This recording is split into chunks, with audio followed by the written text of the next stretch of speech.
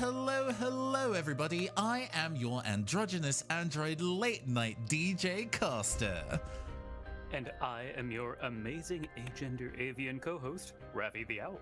And we also have a third person joining us today. Say hello. Hello, I am Cruising, the 13th archaeologist and historian of magic and events on history. Welcome. And this is the Neon Caster Twitch channel. Hello to everybody in the chat. Hi, Cruiser with a Z. What's good? Yes, hello, brother. Hey, Caster, can I just take you to the side for a second? Excuse me, Chris. Just one moment. I'll be right there. Don't Rafi, worry what's about up? Cruising. Don't worry. This is personal matter. Hey, Caster. Mm-hmm. Wait, we can bring humans onto the stream? I thought we were not, like, you're a robot. I'm a bird. I thought this was kind of like a... I don't know. It's fine. I mean, like, you know, we've got to be thinking about the diversity higher these days. Otherwise, we'll be seen as biased. Yeah. Are you guys okay over there? Oh yeah, we're fine. Hold on. We'll be with you in a second. Thank you. Okay. We'll proceed. This is you're right. hey, Rafi. Well, this is stopping us from having to go and do that ukulele video. You know, we don't need to do any of that apology video. We don't want the 20-page Google Doc. So just stick with it. We'll be fine. I know, we're going to get you that Target sponsorship, don't worry. Nice. Yeah, so I basically bled out of my cloaca for like 5 days straight, but it was cool. Anyway, sorry about that, Cruising. We're all set. Of course. Yes. Mm-hmm. Personal matter, you understand.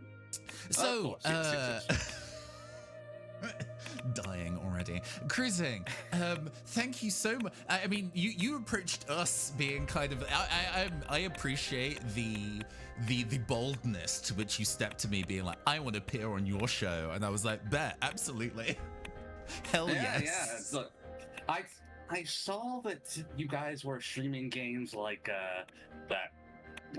What was the one game that was? It was a detective game, but it had like a country that like had independence and was on train. Detective bleeding. Instinct. Farewell, my yes. beloved. Yes, that one had like politics in it to a degree of made-up nations, and this game is basically all about that to me. And I figured that makes this you guys would be perfect to stream alongside this game because I want to share this game with people, and I think I just didn't know if there were a lot of characters to voice, and I needed help, so I came to you both. I mean, I am a voice actor, I say, placing my hand on my chest gently. I'm friends with a voice actor, so... No, you guys are proper voice actors. Oh, thank you very much. Crunchyroll has me... Oh, go ahead. Go on. Oh, Crunchyroll has you on speed dial, I'm sure. Yeah, for specifically my prospector voice, they can't get enough of it. Oh, yes. I also remember that one Canadian game and how bad that was.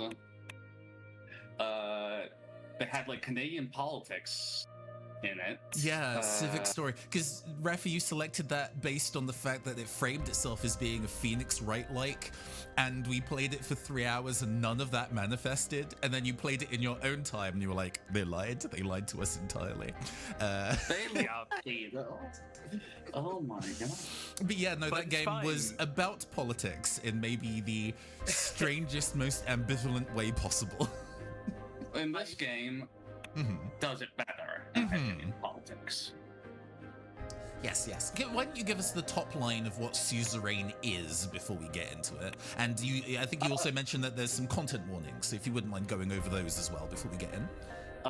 Depending on the route you choose, which we will most likely go down that route, there will be a depiction of suicide. There are depictions of sexism, politics, obviously, I met the political game as politics, shot, but like, and civil discontent, and maybe even some ethnic tension.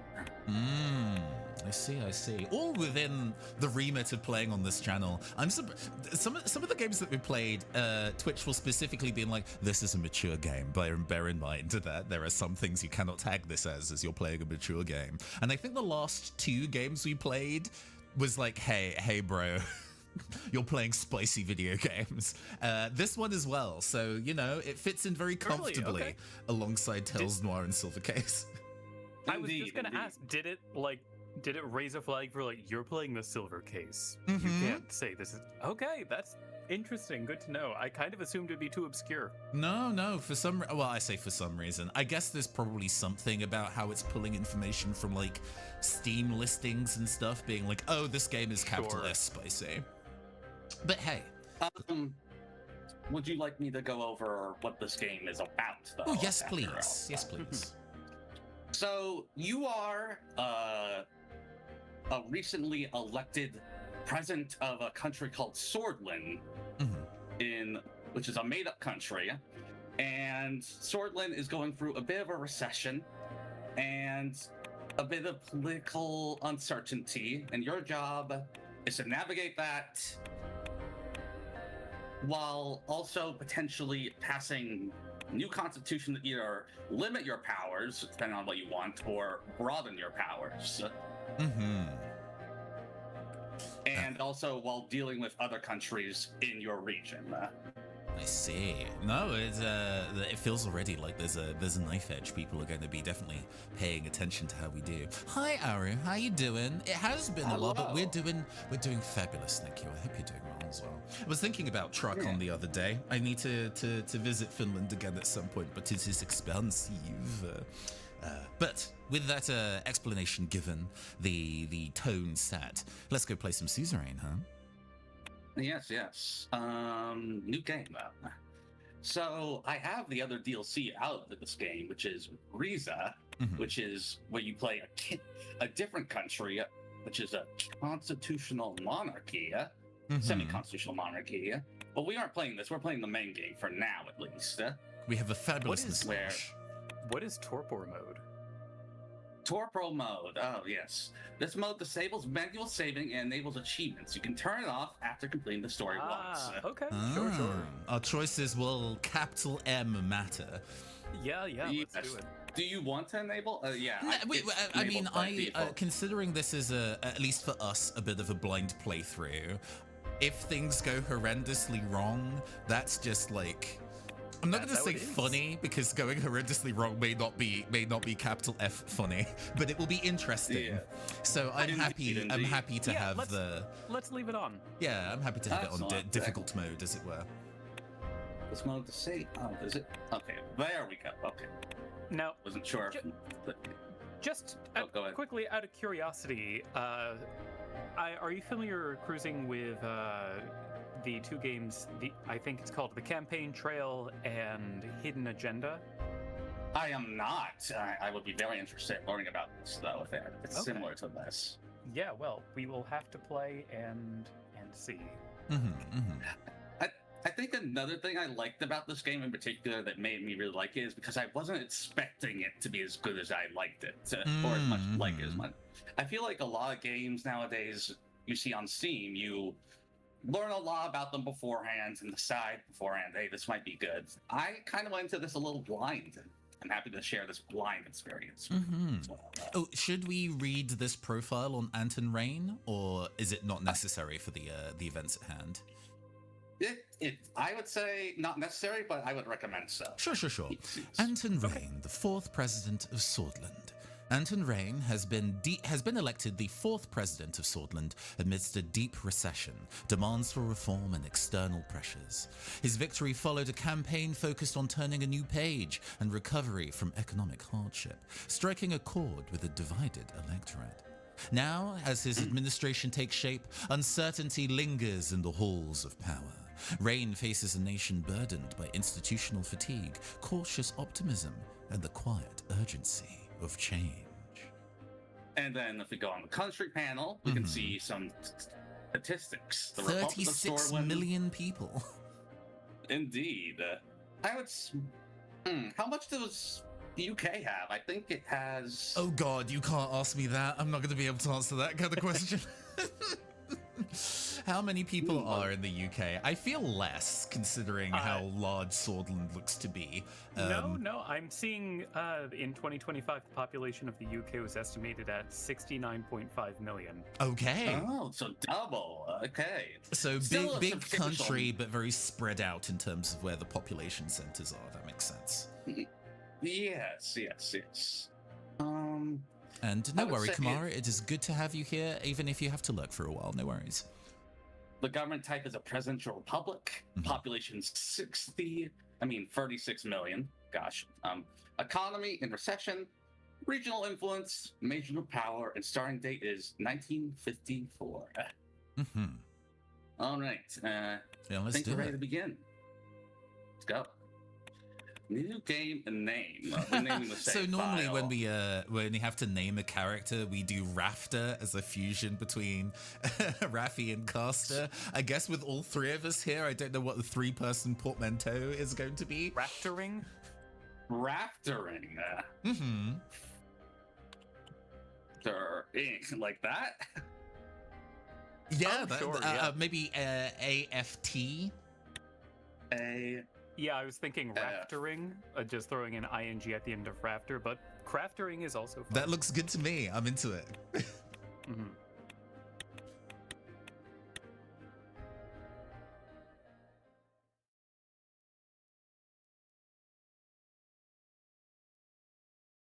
I glanced to the side. A role-playing convention called RopeCon is very funny. You are my enslavement and my freedom. You are my flesh burning like a raw summer night. You are my country. 1908, Kingdom of Swordland. You opened your eyes to this world. You came from... this is setting our little, backstory for our stats. Interesting choices off the bat. I'm kind of expecting the first choice is going to... I'm expecting these are going to change what our connections are. Mm-hmm. I assume that an impoverished family would... I could see that in giving us connections to labor, Mm-hmm. but I could also see that... Oh, man, it's so rare to have a major politician be from a lower income background. Middle income is... my gut is saying that that's the safest, Mm-hmm. but at the very least, I feel like coming from a wealthy family or an impoverished family could both risk us having connections to some kind of corruption. Very polarized. Okay then, a middle income family in the city of Holsword. Yeah, let's go for 2. Oh, just I guess for ease, I will dramatically read the option we choose. I guess as to lock that in. Does that work? Good bunny. Mm-hmm. Your parents named you Anton. As the only child of a diligent civil servant, you lived quite an ordinary childhood. Life was not bad. You were lucky enough to attend a well-known public school, but frequent fights broke out at the Rain family home, which made you feel uneasy. The years passed. 1923, September 9th. During a history class at school, the bell started to ring unexpectedly. You heard a loud commotion outside. As everyone tried to figure out what was going on, the principal announced the historic revolution. The kingdom was no more. The Republic of Swordland was born. The only home you've ever known. Interesting. I mean... Yeah, what are your thoughts, Raffi? Part of me wonders if these 3 will really affect things, or I would imagine they probably do. We're a child, so being politically clued into what this means is not going to be in our remit. At that point, we are 15. Mm-hmm. I am...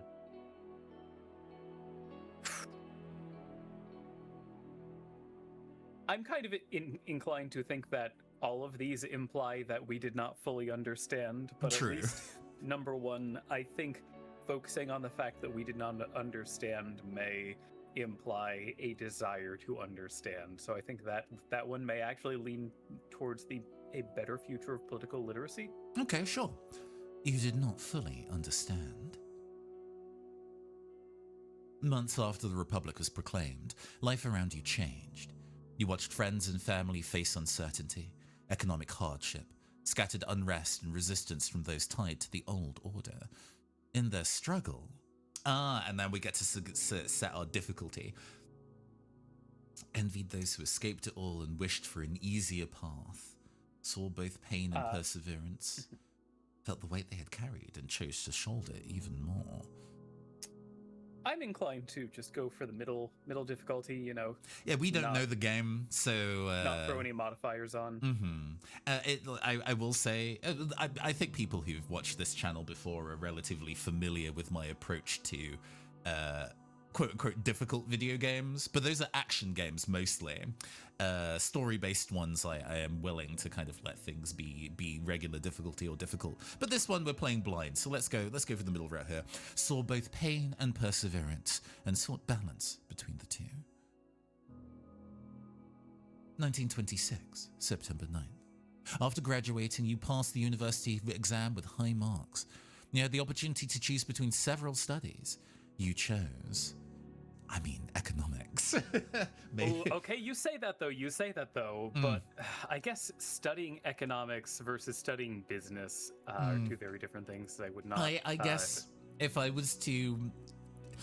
If for some bizarre reason I was wanted to go and have a political career, I probably would be more inclined to study law of those three. I think knowledge of the systems... and the justice therein is, I think, so much about politics to me feels like an understanding of the laws we set and how they can or if they should be reformed. But that's me. Interesting. Part of me is kind of wondering if history may be the best bet out of I'm viewing each of these out of the idea of we are studying these at what seem to be major institutions. I'm not expecting any of these educations to be especially shaking the foundations of the institutions that are offering them. So, kind of if I would imagine law, I could certainly see law being useful. I'm kind of expecting economics to be something that is, these will teach you economics insofar as replicating what currently exists, but is not going to offer you the, it's not going to foster your ability to imagination different ways things could be run. Oh, sure. But I feel that a lot of, at least in terms of art form, understanding the rules gives you the tools to break them. But I will actually kind of raise here as something. I'm definitely looking at these options so that well, if it was me, I would pick this one. And I'm getting the impression, Rafi, that you're looking at these options and be like, well, if I wanted to be right and succeed at the video game. Yes, I am definitely, I wish for prosperity for Swordland, embodying this doesn't feel like a game about embodying a character so much as it does about trying to do the right thing.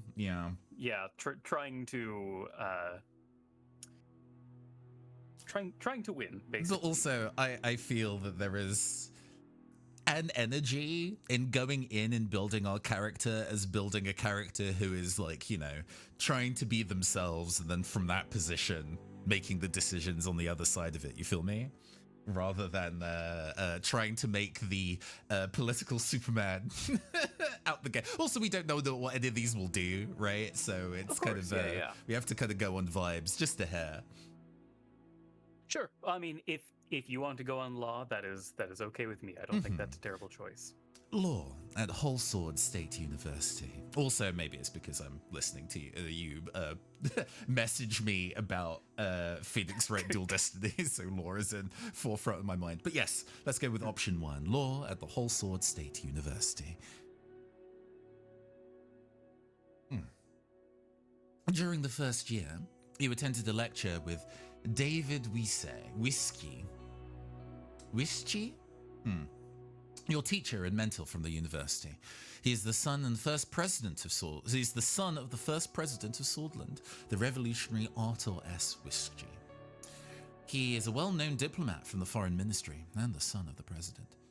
After observing the hall in silence, he explained how the Supreme Court is obstructing justice in Swordland. He stated that laws should be applied fairly and that even members of the Supreme Court are subject to the same laws. True. Yes. Yeah, I'm inclined to say you agreed in principle. Love an ideological jousting rival while we are young and in education. I love that trope so much. You agreed in principle. In 1927, May 22nd, soldiers entered the campus in the evening ahead of the first election. Many were in shock as the uniformed men created a security cordon and started arresting the teachers. A group of students started gathering in protest. Along with your best friend Peter Verkton, you decided to... at university age, I did not have the stones to protest, but... I think... I'm certainly also inclined for protest with the students, and this does seem like something that is going to be potentially setting, like... This seems like a good pragmatic move as well. I expect that our presidency is going to involve a good amount of overturning institutions or like reform focus, things like that. And I think having a reputation as someone who is taking these stands is going to make the storytelling there more compelling. So we are protesting. We get our reputation as a fire starter. Wicked fire starter. You decided to protest with the students.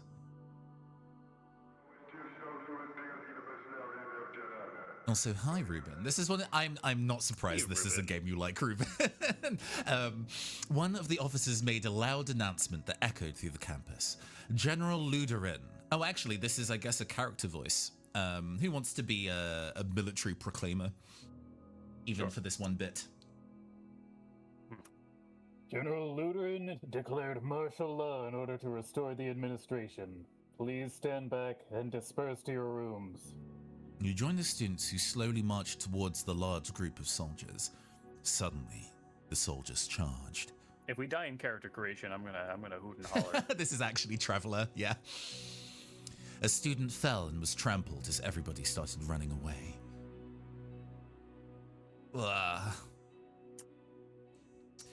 Good ideals, but again, we are like 19. I want to be slightly flawed. And we just like, nah, I can't, and ollie out of there. If it's everybody started running away, this makes it sound like we may be one of the few people who are, this makes it sound like standing we are not... our ground. Yeah, I guess this could, if we stay, that could embolden others to stay. All right, we'll remain being a bastion, absolutely. We don't have also, to. I didn't realize I was muted. Oh, sure. Oh, sorry. Okay. No, that's my bad. So we're holding our ground? Yeah, let's hold our ground. You held your ground. The soldiers beat you relentlessly. It was a gloomy year. The arrest, 1927, October 10th. The arrested teachers were replaced by those who promoted conformism to the state. Holsword, the capital of the Republic of Swordland, turned a blind eye to the things that were happening. You didn't want to stay idle and decided to join a human rights group, a student council, or a political debate group.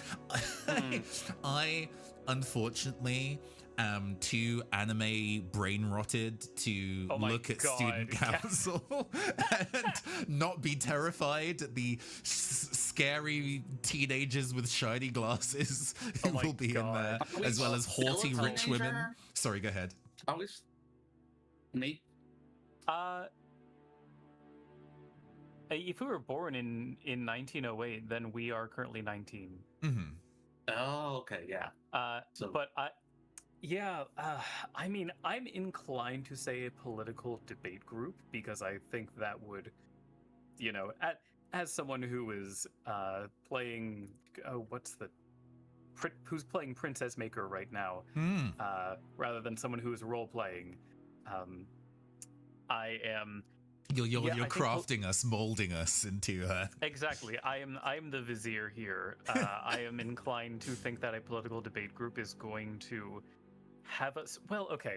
A political debate group means we're going to be in less hot water, and that will I think that will directly sharpen our skills. But a human rights group would allow us to get more institutional toppling experience, and I think if we're putting mechanics hat on, I think there is a hidden stat of like public reputation, and I think if we choose too many rebellious options, people are probably not going to take us seriously. I see. You want to join the institution, or like keep some goodwill with the institution. Yeah, I mean, God, I unfortunately, if I was to be real about it, I am one of those people that is like, hey, you can change it from the inside. Whether that is, you can't. When does that work? It never works. It never works. But also, one can dream. Scary. A robot can dream of electric sheep, Rafi. I know it's scary, but you. Okay. I think Ruben makes a good. I quite enjoy Ruben saying, "Man, all this martial law is scary stuff. I'll prove those soldiers wrong in civil debate. No. We'll simply defeat the fascists with facts and logic." I say that, but also with full acknowledgement there are no bloodless revolutions. Yeah, I think I am calcifying towards a human rights group, but I understand if y'all are voting against. No, we can continue to raise our firebrand stat. You didn't want to. I'm quite in favor of political human rights group because I feel like we're really leaning towards changing things for reforming, and I feel like that would go more towards that. Oh, it feels like the eyes have it then. You didn't want to stay idle and decided to join a human rights group. The group heavily protested against the deteriorating human rights in Swordland. I keep wanting to say Scotland, and it's not. I said Suzerain on accident, so you're gosh darn it. You contributed in thorough discussions on how to protect and expand freedoms. In one of the meetings, Peter Vecton, who was your best friend, introduced you to a classmate of his, Monica, the love of your life. You were immediately attracted to her intelligence. I mean, like, people could be all three. Yeah. I look at this and the very, very unlikely circumstances that my partner will ever look at my live streams and say, hey, you could be attracted to all three. Your partner will be all three of these things. Do not worry. However, it could also be saying which one did you value most in your partner, potentially. I think I'm inclined to say diligence. People who. There are some very smart people who do not show up, and I don't think I need to say. There are also some very pretty people who, bit shallow. So I'm inclined to say her diligence. I do want to go with it. I guess if you're princess makering like the ideal politician, I am subconsciously trying to build Oromar Vale. And I'm like, yes, be the revolutionary that wants to intellectually joust with their partners, even if it means you break up with them. is the modus operandi of that guy in specific. But hey, it means that we need a tiebreaker, which cruising, intelligence or diligence? Tell us. I'm inclined to think intelligence, because I'm thinking that intelligence will lead to a more thorough discussion on what she wants from Sorlin from you as well. I want to be able to talk things over with somebody in confidence, right? Also, good answer. You get to remain. You get to remain on the stream, Cruising. Good answer. Yeah, I kid. Yes, that's. You were immediately. I get that answer. You were immediately attracted to her intelligence. Also, I'm questioning what diligence means per se in a definition. Well, you know. What would diligence? I guess they're the kind of person who has a lot of either mental fortitude or is really good at being able to finish a task, even if it's hard, which is definitely an admirable skill. Yeah, I take diligence as meaning someone like this is the person who is showing up to the meetings, who is like actually doing the things, who is I guess in contrast to intelligence, intelligence may talk the talk, but diligence is walking the walk.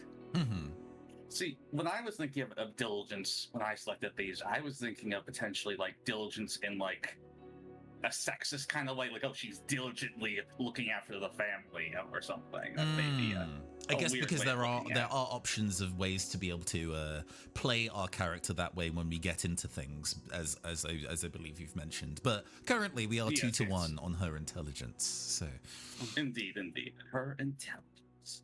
It's fine. I know the people are with me.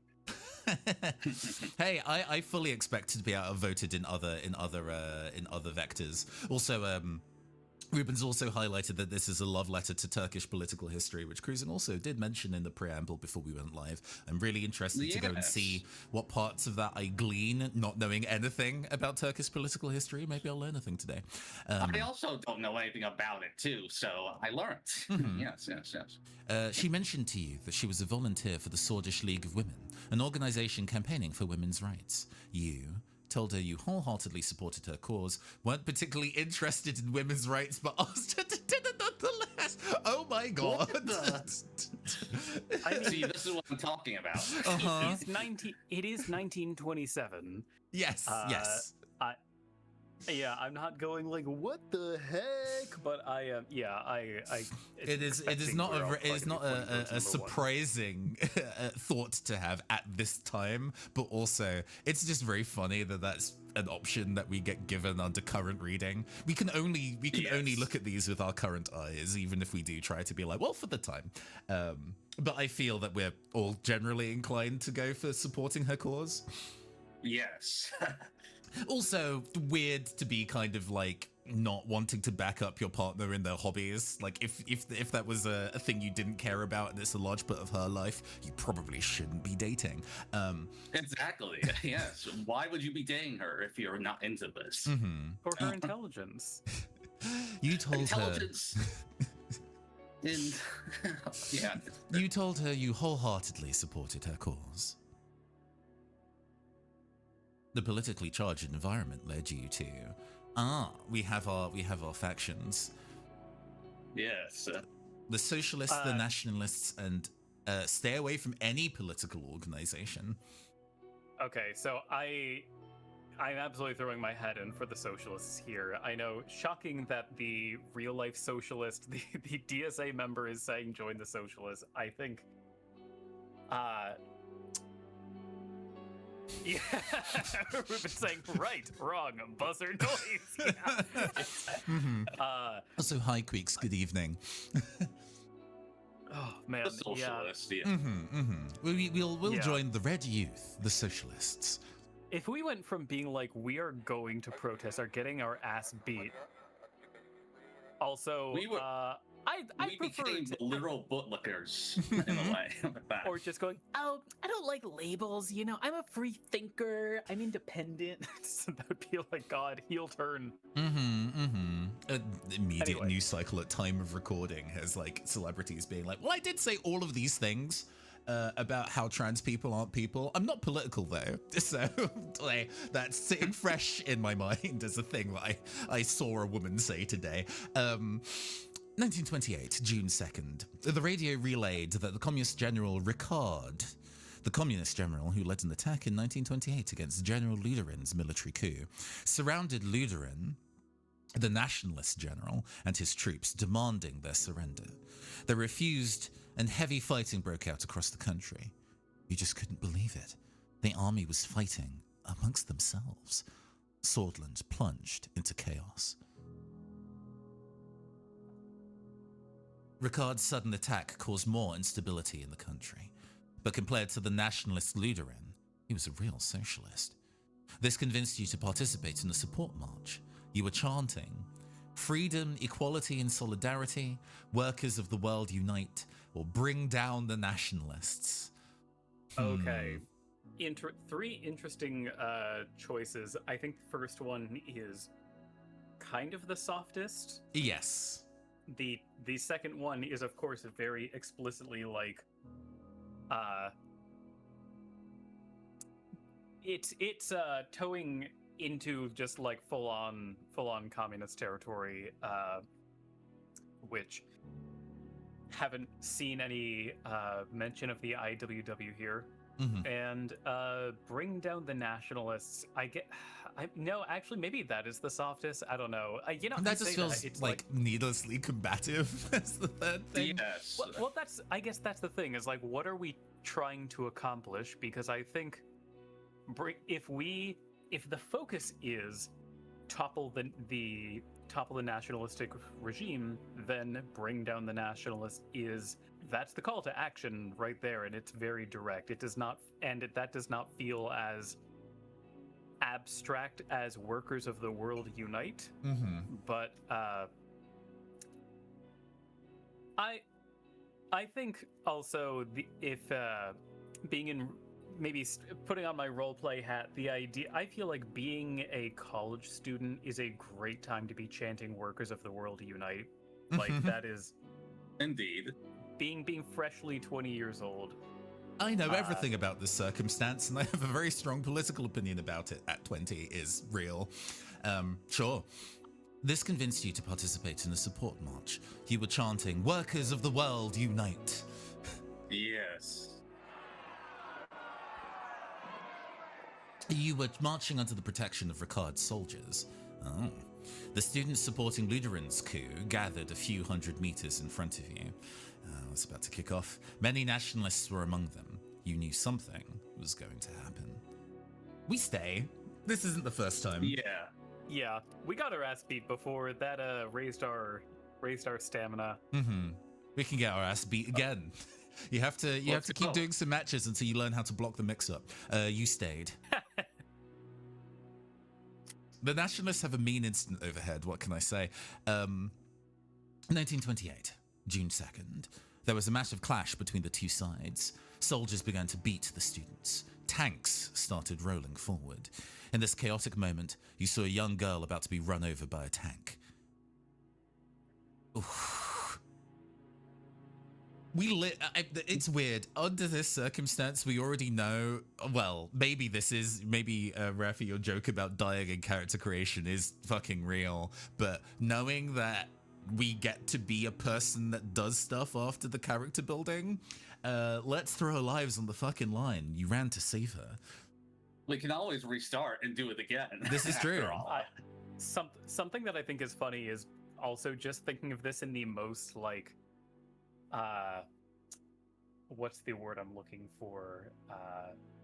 This, not what I'm looking for, but like emotionally detached manner of like, oh, is it a better story for a politician to be like, hey, I saved this girl who was almost run over by a tank, or I watched this girl get run over by a tank? I damn, especially if the Dragon Prol, especially if there's any, like, it's 28 and this is not like a major world power, so I think at this point I wouldn't imagine there would be like a journalist covering this, but damn, if they got a photo of the girl getting run over by the tank, then that would be big. Yeah, but I do still think we run to save her. I guess the 1920s equivalent of a Nightcrawler is currently watching, but still, I like the dramatism of running to save her. Maybe there'll be a chemical spill from the top of the tank and we get to become Daredevil.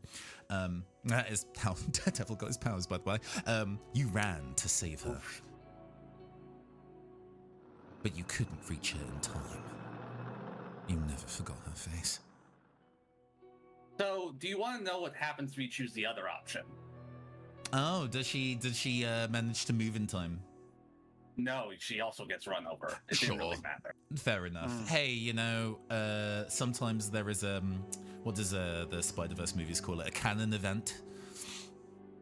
Yes. Moving on. The clashes escalated into a full-blown civil war. The horrors made you isolate yourself for a while. Monica, the love of your life, helped you to cope, and love grew between the two of you. However, it was a difficult time for love. The chaos had to end. The charismatic Colonel Tarkin Sol, the president of Swordland and famous colonel, orchestrated a sudden attack on the capital where the Ludinist and Ricardist forces were battling each other. He defeated both, ending the war. A new constitution was written, and the military government began efforts to restore stability. Many people saw the colonel as a savior. He formed the United Swordland Party, established in 1929, and the USP is the governing party in Swordland, and ran as a presidential candidate in the first ever single-party elections. Well, single-party elections feel like the worst-case scenario. It's the thing that we're actively fighting to avoid being in, I think, both in the US and the UK. But you could argue that you could be hopeful for the new system by voting anyway. Sure, like you're hoping things just work out. They managed to end the war where we were unable to, and that feels like it would count for something. But how they did it, Yeah, I think voting is still worthwhile. And also, I do think it is if the previous rule was not democratic, moving to a rule that must be legitimized by election. A party can be held to an account. Yeah. Hopefully, then from there, another party can develop. Plus, the people that are like, these options are all terrible, I just won't vote, is actively worse. So, indeed. You voted for the United Swordland Party. The USP won the election by a large majority. The military government announced a 4-year restoration period to transform an entirely civilian government. After graduation, you kept seeing Monica. You were both interested in marrying and starting a family. However, a letter arrived from the military calling you to fulfill your compulsory service. It was time to serve your national duty. The devastating civil war from neighboring Wechlin. The Republic of Wechlin is a young and fragile republic located in southeast Makopa.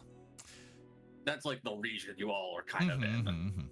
The devastating civil war quickly turned into a proxy war between regional and world powers. The distinguished Major Yosef Lancia, a famous commanding officer from the Swordist Armed Forces, ordered you to lead your squad on a border patrol mission. It was a very cold winter night when you began marching out to the Gunrun outpost. You could see your breath.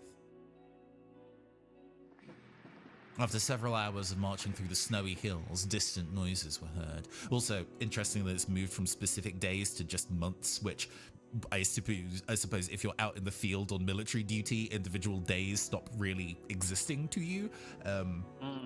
True. Visibility was too low to confirm the source, so the squad crawled forward in formation and found a spot to observe. A group of refugees had made it beyond the border fence. I mean, I feel like we're pretty pro-refugee here, you know? Yeah, I've been letting them slip through. We let them slip through. Yes, yeah. I'm not under the impression that's going to endanger us.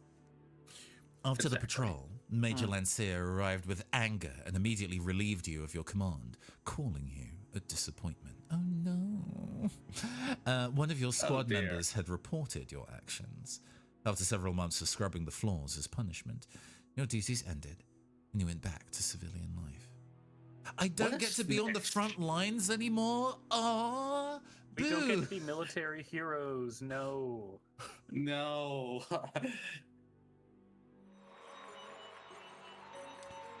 July 1931. You and Monica decided to share your lives together. After receiving the blessing of her parents, a ceremony was held in Holstead. During the same, the capital, that makes sense, that's right. During the same year, you worked hard to secure a high-paying job within the governing United Swordland Party. It was much more difficult to start your career on a good foot because of the refugee incident, but you still managed. Glad the game is remembering what we're saying and doing, and it feels more obvious that the game. We off the back of Tales Noir, there was a lot of times where I'm like, do any of these choices matter? It's unclear, and then some of them were like, oh, they did. Wow. So we have the options of either working for the ruling party was the easiest path to power. The financial compensation was too great to pass up. It was the best opportunity to change the country for the better. I mean, this is actively currently trying to change the circumstances from within. Indeed. Yeah, I'm inclined to look at number 3. It was the best opportunity to change the country for the better. You became the legal assistant to one of the more experienced members of the Assembly. You worked long and hard, going through hundreds of pages of legal documents late into the night. You were climbing the ladder. Tarquin Sol gave amnesty to the remaining factions of the Civil War and chose de-escalation and appeasement. The institutions and symbols of the former kingdom were slowly replaced. His government launched several new initiatives, such as a citizen-funded bills program to revitalize the economy, a social labor initiative to help rebuild and improve society, and a large dam project to solve the energy crisis. The first multi-party elections in the history of Swordland were held. President Tarquin Sol was elected once more. This game has got an elephant's memory. I don't doubt. It does. The way that even in those early suggestions about whether you stayed or ran, I know we're going to run into somebody being like, I remember when you were 16, bastard. 1934, April 2nd. The ongoing legal battle between the Justice Ministry and the Supreme Court put you under a lot of stress. But your significant contribution to the legal case triggered an invitation to meet President Tarquin Sol himself, who offered you a key position. You were to become the youngest member of the Assembly. Fishy suspicious. Like, there's a degree where you get to feel real proud and maybe slightly arrogant, like the big boss man is calling you in for a private meeting, but that also is social pressure. If the president is like, take this job, it feels deeply weird to say no. So I would be, why are you offering me specifically? I tend to agree. I mean, I think there is, it does say that it's off the back of that legal case, but sure. I am inclined to agree with accepting with doubt that there's we're coming in here to push for change, and much as it seems like so far the sorry, what's the acronym for the ruling party? USP. USP, thank you. I was like, I know it's not UPS. They deliver packages as well as take votes. As well as justice, yes. Yeah, let's go with number 2. Okay. You accepted with doubts. Catching with chat. Better have you inside the tent pissing out than outside the tent pissing in. I mean, yeah. Let's give this demonstrable commie government paycheck like that. Yeah, that's what I'm saying. It feels suspicious. As the youngest MP. Interesting. Oh man. He got a third term. That's a little interesting. As the youngest MP, it was difficult to connect with the influential inner circle. A fact for somebody who's not streaming to go and check. Who was like the youngest MP in the UK? It feels like political positions only exist for the elderly, more or less. It's always interesting when there is a young person in Parliament. As the youngest MP, it was difficult to connect with the influential inner circle. You needed allies, so you brought on Peter Vecton, your best friend, as your right-hand man. With the birth of your son, Frank, your son, provided a brief moment of joy and relief. To be honest, those kind of hover notes will be really useful if you put the game down for a month and be like, who's Peter? Yes. You sacrifice work to spend time with your family, sacrifice family time to improve your position in the party. Oh man. I hate to interrupt, but I want it to be known that there is a title, an unofficial title, but a title nonetheless given to the youngest member of a parliamentary house. It is the baby of the house. Oh. The youngest baby of the house in the UK, of the House of Commons, was Myrie Black in 2015. He was 20 years old and part of the Scottish National Party. 20 is super fucking young. Oh my god. Yeah. And Sam Carling is 22. To drink in the US. Do not worry. As a member of the UK party, he was definitely drinking at 16. Oh, yes.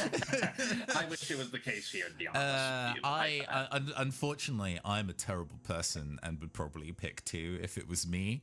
You know, it's for reasons. It's not like I don't love my family, but we gotta hustle. But let's not be a psychopath, or sociopath, rather. I mean, I don't... Oof, man. Because it's never pleasant to do that kind of second option, right? But it's with understanding, right? I think, yes, I tend to agree with you with the understanding that it's not because I don't love Frank, it's because I'm trying to make a better world for Frank. Yes. Apparently, like, people who have to do, like, obviously people who are like sailors and have to be away for very long periods of time have to go through this kind of discussion. Fucking astronauts, definitely. Like, you're gone for years. Oh, yeah. But yes, you sacrificed family time to improve your position in the party. Oh, but Raffi, did you have any thoughts? I'm on board. Okay. Did you say all right, Caster? I'm sorry. Yeah. Let's go for 2. There we go. Frank, I'm organizing national parades on your birthday for the country. Absolutely. Frank Day. There we go. There we go. Along with Peter Vecton, you did great things to cement your position in the party. Meanwhile, at home, Monica and Frank felt your absence. At the same time, President Sol increased his authority over the years. His growing ego started to cause strife within the USP. It's the fourth term in a row. Well, he can't do it. It was established that you can't. Oh, we don't know whether this is the kind of country where you can basically do it indefinitely until you're dethroned. The cracks began to show. There are no term limits. Yeah, I don't think we've seen a constitution to show any term limits. So.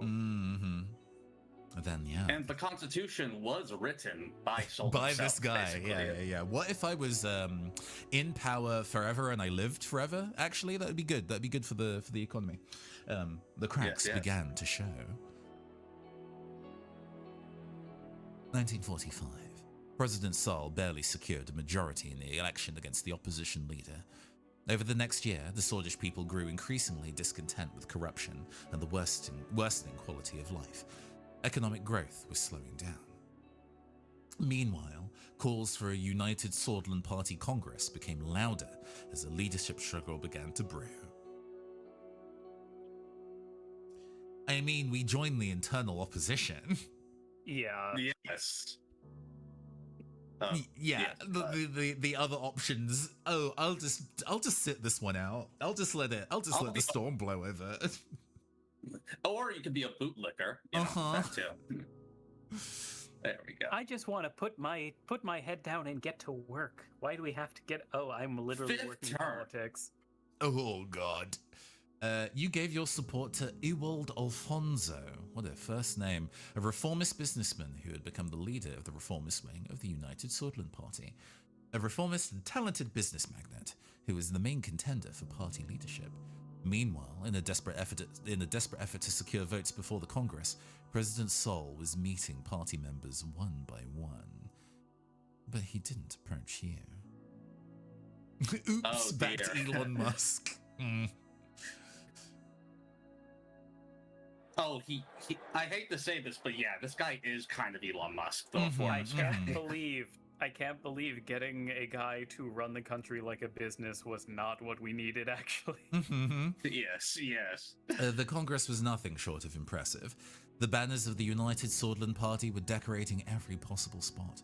Thousands of influential political figures, lobbyists, and benefactors gathered for this turning point. The voting for the party leadership began. I will say that Edwin Alfonso is not a one. He's not Elon Musk in a lot of his. He's less. He's more suave, I would say. Oh, sure, yes. Charismatic and a businessman, scary. But I think there's just the idea of this man serving a 6th term is too much. Too much. Yeah. We need a change, any change. We voted for Ewald Alfonso. And he is a reformer, just also a free market reformer. So. Oh no. The efforts bore fruit as the contentious. Hey, you know there are no happy endings. The efforts bore fruit as the contentious leadership vote was won by Ewald Alfonso. During the Congress, Tarquin Assal announced he would retire from politics at the end of his term and appointed Alfonso as vice president. You knew the structure he had established was to stay. The country had become increasingly authoritarian. Goodbye. Get out of here. I mean, happy he's gone. Okay. Yeah. I mean, Yeah, I if guess the country had 3 become could increasingly be like, well, it's authoritarian, then all I'm- rotten, it doesn't matter who runs it, but I don't know if that's what the game means. I don't know. Let's do number 1 because I think that concern about authoritarianism is concerning. Yeah. Indeed. We were happy that Sol was finally leaving. 1946. Despair V3, truly. A month later, your daughter was born. Monica named her Diana. She motivated you during a tumultuous period in the party. As the vice president and leader of the USP, Ewald Alfonso began dismantling the old organizations and structures established by the USP, such as the State Educator Corps. What does that do? And the Swordist State Corporation bills. The general elections were approaching. Doge all over again. Oh God, it really is. The general elections were approaching. The United Swordland Party was under new leadership. I mean, I think I'm going to just say that I think the State Educators Corps sounds like that's probably important. Like, I guess because maybe again, this is me putting my hand up and not necessarily calling myself dumb. There's just things I don't know, and I will admit to things I don't know rather than just sit in ignorance. I've always assumed or taken the use of the word core to be related to like military or tactical action. Same. Yeah. So the idea of there being an educator corps, I'm like, what does that mean? Is that training people in military action? Is it using the government funds that would be dedicated to the military to help educate? I don't know what that means. I don't know how to feel about it until you tell me what an educator corps does. I don't really know. I'm going to assume it's like the education department of this. Yeah, country. that is my current assumption. It's true. Like, I also associate core with military. Queeks reads it as government military propaganda for kids. Yeah, that's probably what I would be like bad case scenario is, but I think Ruben possibly has it as an archaic term, but it is educational in nature. Yeah, as somebody who works in education, I shake my fist at you, Ewald Alfonso. We did our best to not help this man. Yeah, I also think if we want to get someone in power who is not an authoritarian or a laissez-faire lunatic, then probably not helping him is a good method to accelerate that. And I have a feeling that people are probably pretty willing to be flexible to vote for somebody after their first turn, because I think there's a sunk cost fallacy that gets you to like 5 election wins in a row, right? Like, well, he's already here. But if this guy's fresh, then we are in a position to kind of overturn He more doesn't have. easily. He doesn't have the momentum. Yeah. Exactly. We did our best not to help him. 1949, October 15th. Alfonso's elected, fuck. During the general elections, the main opposition leader is embroiled in a sex scandal with his secretary. He was replaced by the more popular figure, Franz Richter, from the People's Freedom and Justice Party, who currently serves as his leader, but the damage had been done. The new economic policies and extensive privatization program proposed by Ewald Alfonso secured an election victory for the United Sordland Party. Over the following years, we did our best to make Swordland a better place, tried all that was necessary to climb, dedicated yourself to the party and its success. I mean, one, unless there is an argument for otherwise. I'm inclined to say one. I feel like two is... maybe this is naive, but I see number one and imagine that is maybe a better way to move forward, at the very least, because we will be... number one is going to get us friends. Number two is going to get us higher up the ladder, but probably make us more enemies, which will probably bite us in the ass. And number three, it's just going to maintain the status quo. Exactly. Yeah, I think being seen putting the effort in for change will be helpful. So we did our best in order to make Swordland a better place.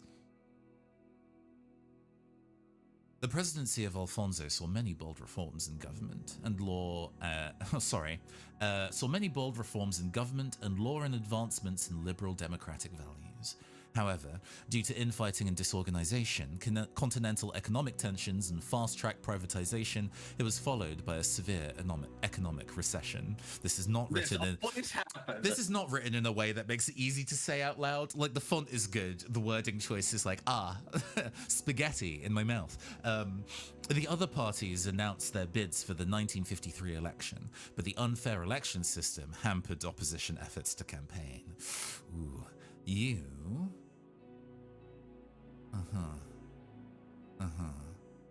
thought that your party could not survive another crisis, were worried about the economic recession, and were worried that your reputation would be tarnished along with Alfonso.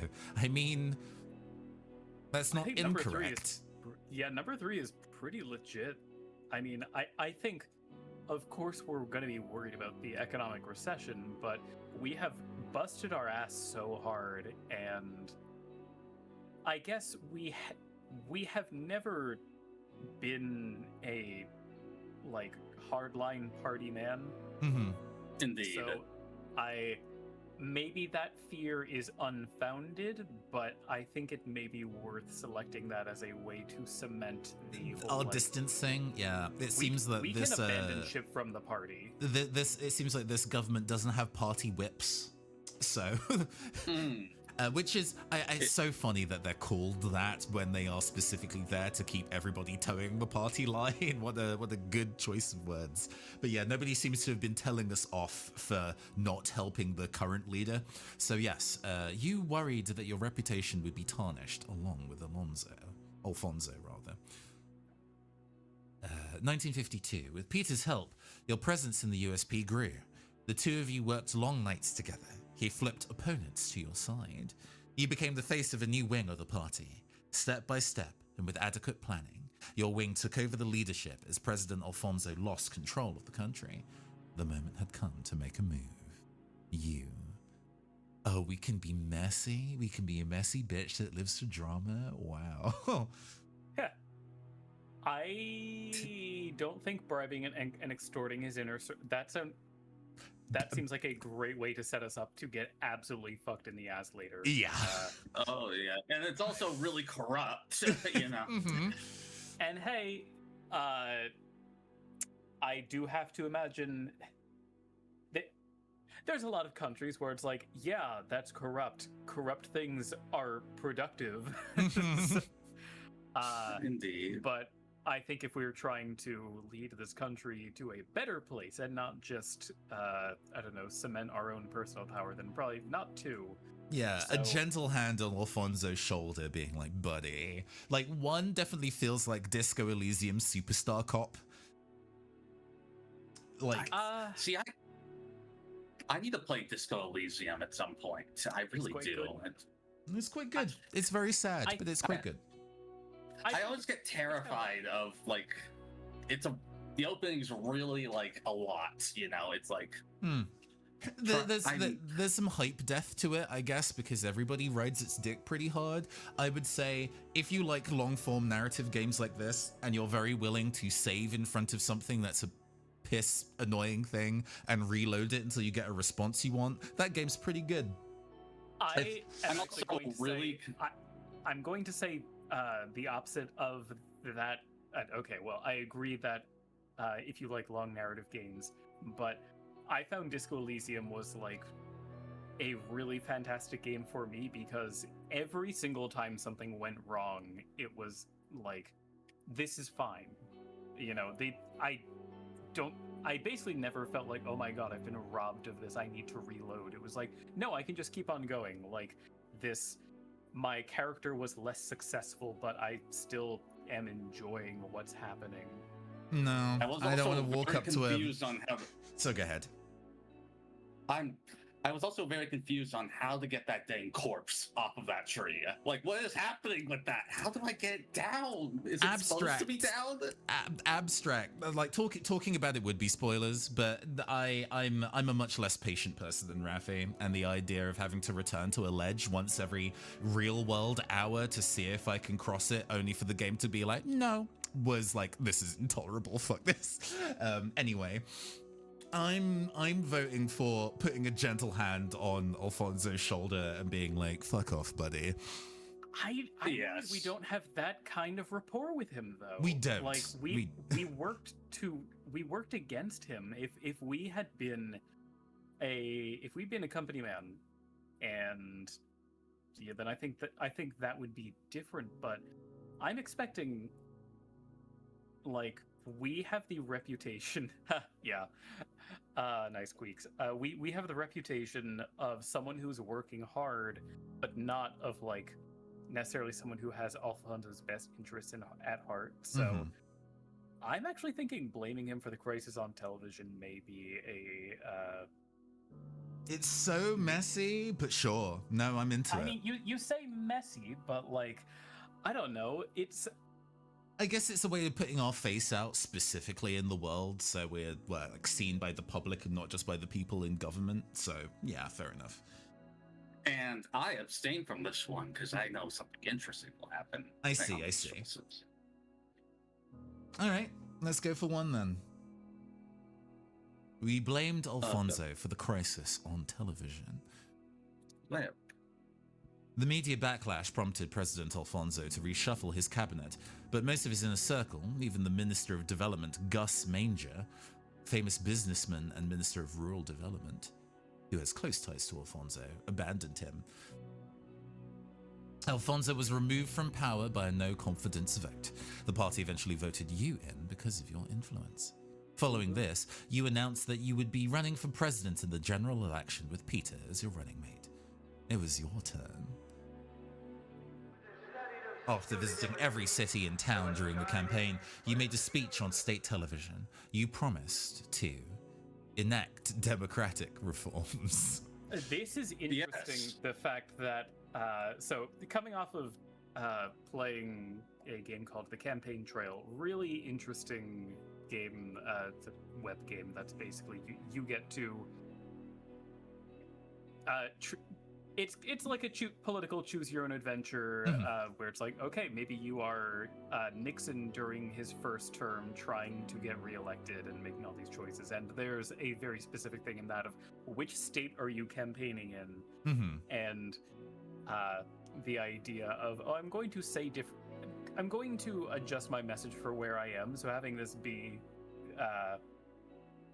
I guess this is for state television, though. Never mind. Yeah, I think democratic reforms, for sure. Indeed. Yeah. Because also, considering the last, 6 years of political history, saying you're maintaining national values would just make people be like, well, you're an authoritarian then. And there's no point in lying. The people are I guess this is us, or a Ryan, yes. Who wants to be the actual man? Just so there's a. Do you want me to voice him? Sure, go for it. Go for it. Do I just? I'll just give him my voice if that's okay. Perfectly now, fine. the people are tired of empty promises. We need fundamental change in our institutions and government. A solid and transparent democracy awaits us. Brothers and sisters, a new constitution and a new age is upon us. The broadcast ended. On election day, millions went out to cast their votes. It was time to face the truth. Chapter 1, President Rain. It's Rain. I thought it was Ryan. Rain. Yes. Oh, we can choose. I was like, we can do a lot. I was like, this man's hair definitely feels very like a PNG on top of what's already there. Ooh, I like movie star. Oh man, ooh. I tend to like default on these types of games though, just because of. I do want to see the facial hair options. Oh, the facial hair options. Oh, the facial hair. Oh, yes. Facial hair. Oh. Ooh. I like that monarchist gets the worst one. The sword gentleman. I do. The retro look with a pencil moustache is quite cool. I do like that. There's a lot of fucking beards. Wow. Yeah. So you want what was it?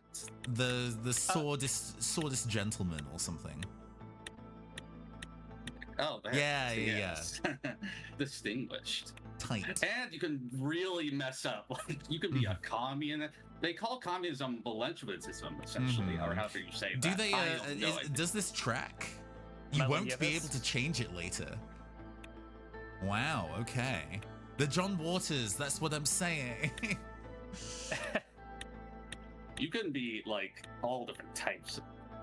Man, that is really funny. That it's like 3 suits, a tux, and a like Chairman Mao suit. Like you're freaking Hassan Piker now. That's oh my god. Funny. The maroon is nice, or the turquoise. Outfit is purely cosmetic. It's not a stat that's tracked. Fair. Yeah, no, nothing. And glasses. We have glasses, yes! Do you want glasses? They were like thin gold ones. Yeah, boy. Yeah, I mean, we could do the hair if you want. I generally like to leave my default, but I think we've got a fun look going. Yeah, nothing too crazy, but you know, it's a lot of tight. thin lines. I would like to go and see what the other suits are one more time. Okay, we have communist. We have you are a butler. I think the default, the white suit is also quite nice, but doesn't match the background. But I think the default is genuinely the nicest suit. We could of the change set. the background. No. I do like the turquoise. It feels airy. When we want to serve the nation and serve cunt. This is a politician that has their whole pussy out. Yes. All right, finish. All right, let's finish. Yeah. Yes. This is tutorial, I guess. As Anton Rain, you have made consequential promises to the people of Swordland to gain their votes in the 1953 election campaign. Consider the commitments carefully. Economic direction. After the recent market reforms and the recession, the country finds itself stuck between 2 different economic systems, with indecision and turbulence, causing the population to demand a direction. We can either have a planned economy or a market economy. Does the game define these terms? Okay, so my understanding is that it seems like no, but my understanding is that I think this game's answer would probably be we encourage you to look at Wikipedia, the free encyclopedia that anyone can edit. I mean, But yes.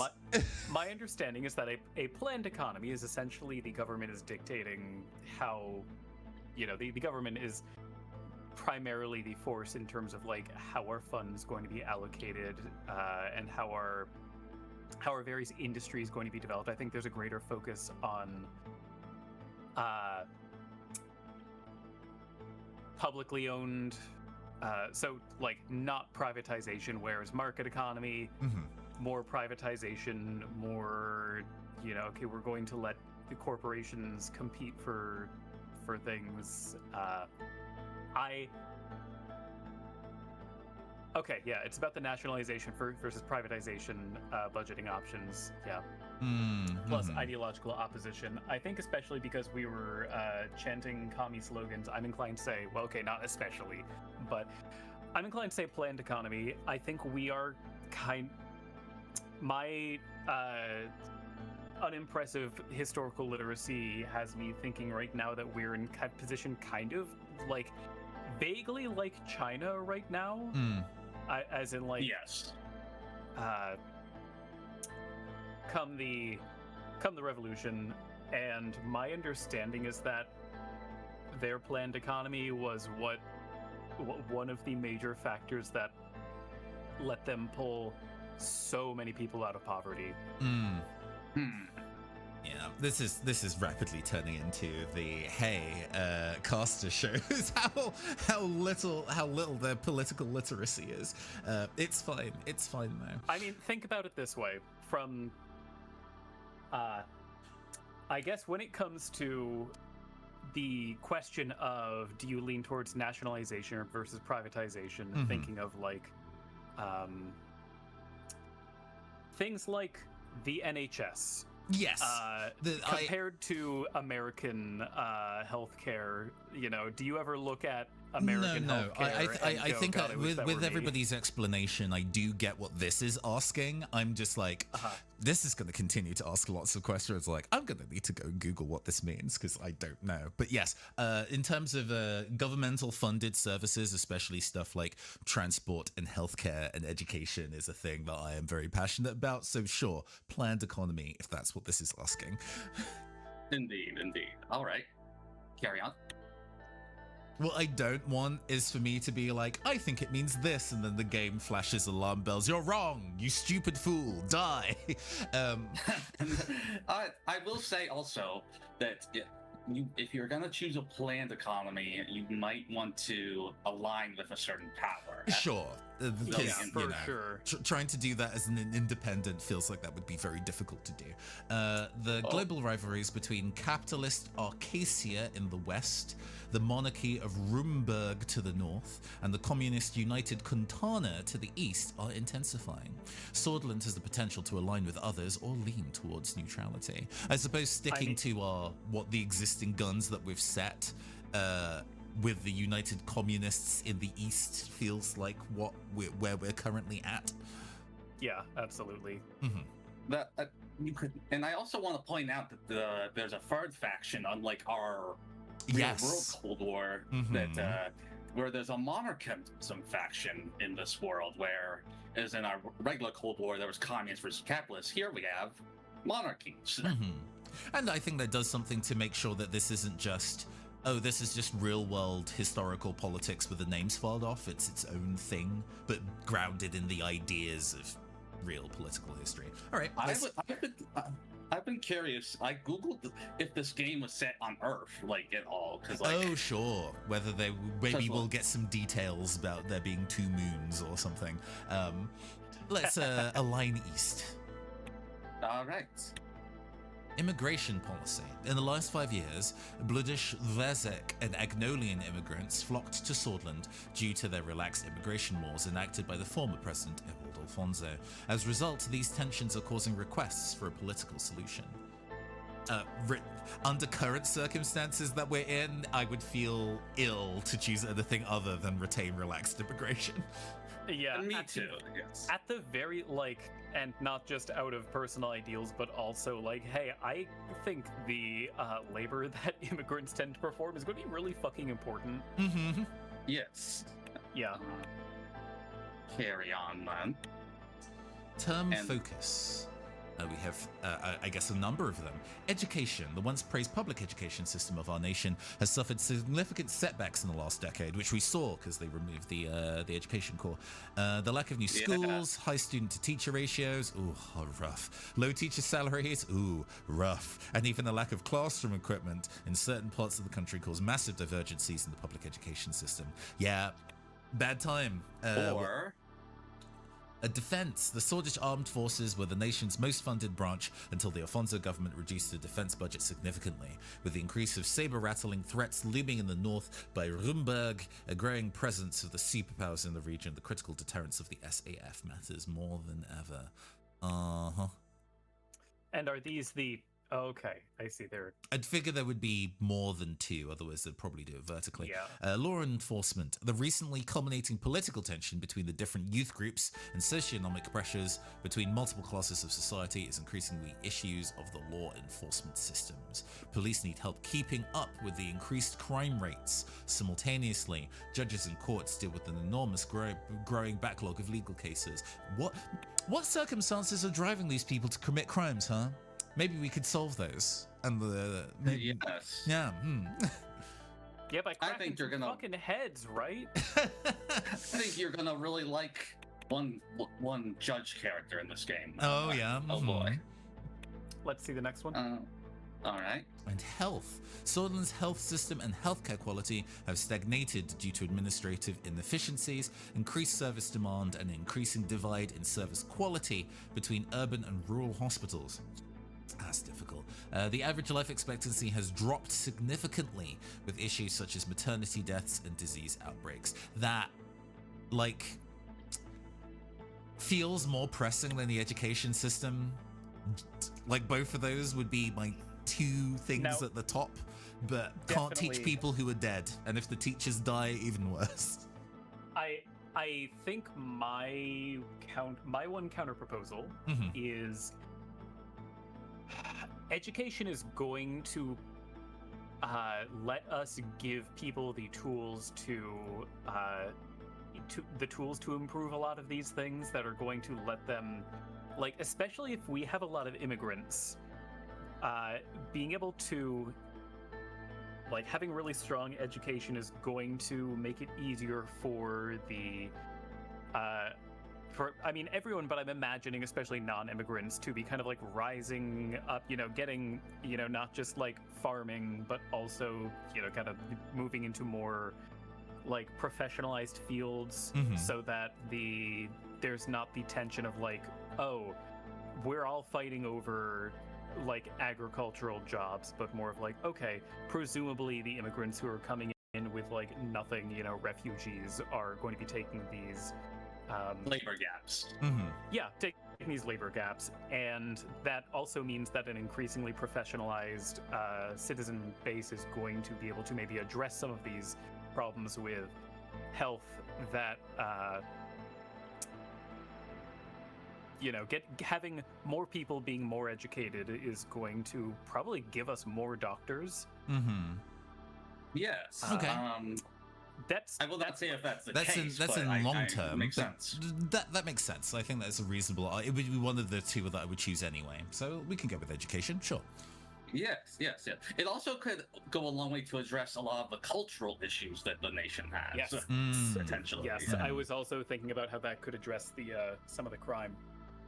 Or even nationalist sentiment through educating people. Finish. Are you sure? Hey, as sure as we'll ever be. Indeed. Yes.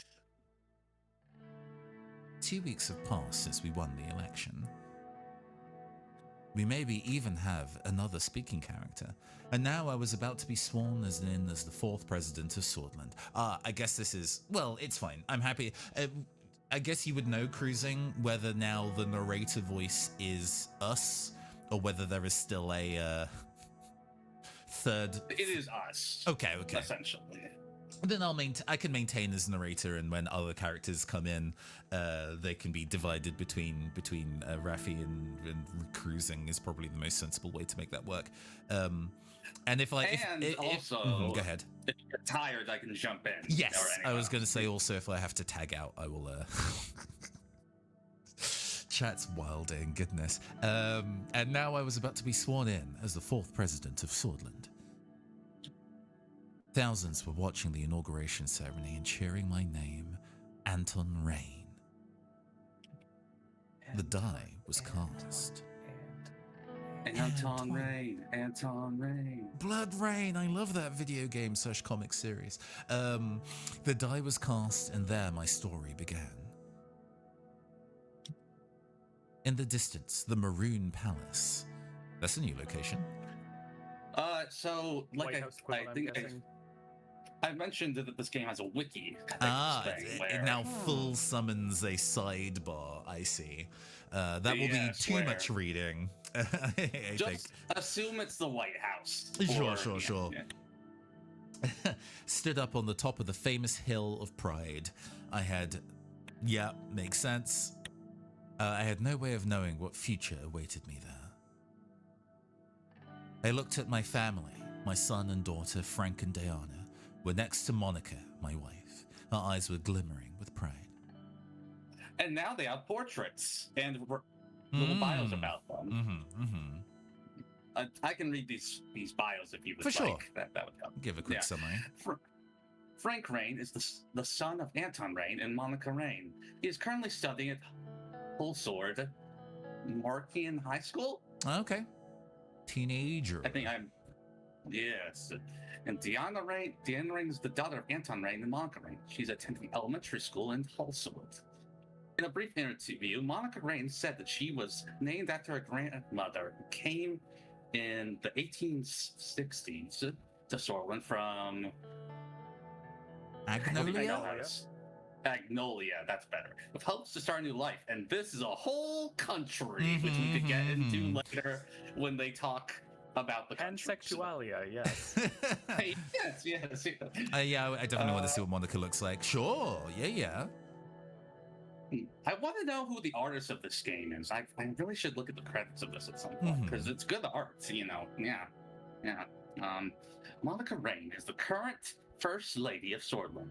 She was born in Lackhaven, I think is how you would say that, Lackhaven, to parents with Lackhaven, the parents and how do we say it again? I'm gonna forget. It's Agnolia, I guess. So it's Agno-Swordish, like they are of mixed background. She has a degree in sociology and has worked as a social worker and later as a partnership manager in Magnus Cartellus. God only knows what that is. It was an NGO. Okay. So, yeah. And nicely, it lets you do this, so that's nice. And campaign assistant of the Swords League of Women before her marriage to Anton Rain. Indeed. 2 weeks had passed since we won the election, and now I was about to be sworn in as the 4th president of Swordland. Thousands were watching the inauguration ceremony and cheering my name. Oh, no, sorry, let's just push things up one. I see. Yeah. Then I turned towards the key people who made it all possible. Of course, each individual is promised an important position in my government as we introduce the other characters we will have in this play. Yes. I saw my previous rival and former president, Ewald Alfonso. Sure, that looks like the face of an Ewald. Yeah. And that looks like the face of a fucking Tarquin. And he has a ideology around called soulism, interestingly enough. Yeah, that doesn't surprise me. He was also invited, but as expected, he didn't leave his island retreat. As my thoughts slowly faded away, the reality of the situation dawned on me. Also, Hawker, the Chief Justice of the Supreme Court. Oh, that's a tired-looking man. Was waiting for me. Just assume he's an old fart.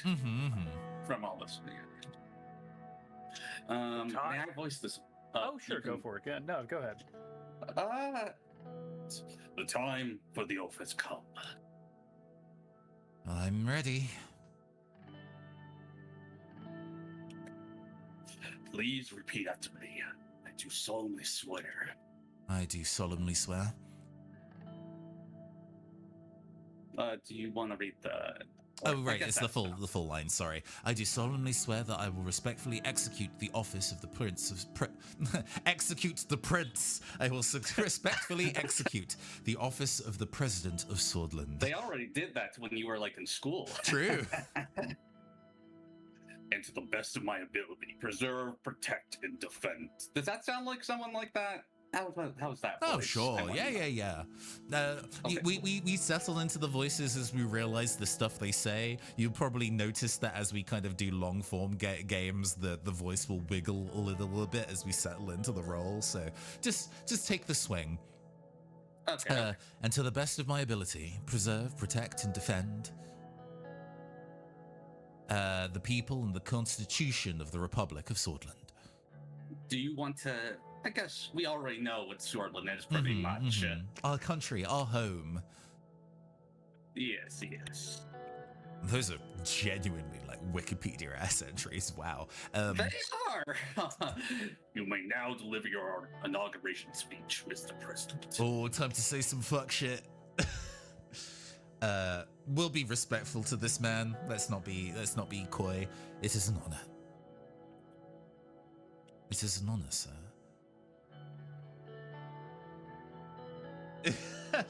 And again, just an intrusive thought being like, my brothers and sisters, and then immediately you lose 5 respectability points with the non-binaries of Swordland. Dear citizens of Swordland. The crowd begins to look very eager to listen to me. Oh. Okay, so I'm Change and hope feels very indistinct. Obama. It's nice. Yeah, I am most leaning towards number 1, Yeah. especially if we're in a country that is like we're dealing with kind of like we are concerned about things fracturing, I think. And as an opening speech too is just a fucking bummer. Nobody wants to hear that. Exactly. We want to be gassed up. We want to go whoopee. The idea of unity. For many generations, this country and its long history have kept us tied to an idea. The idea of unity and our people's right for a free and prosperous life.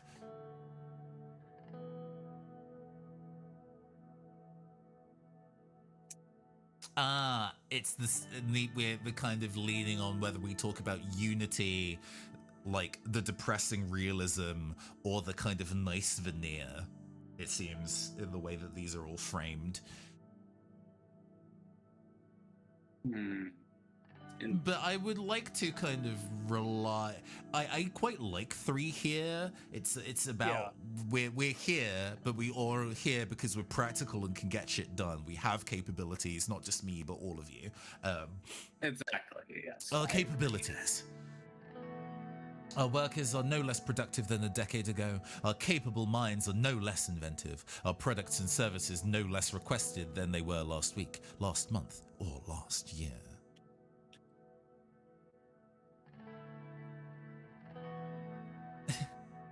Ugh.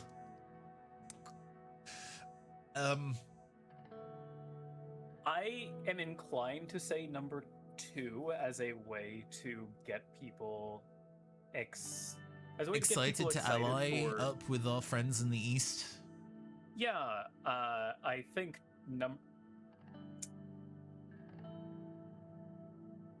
if I knew more about the Constitution, then I might say that. I don't know what all these buttons on the right do, if we have access to those. The Constitution in 1929 was set by...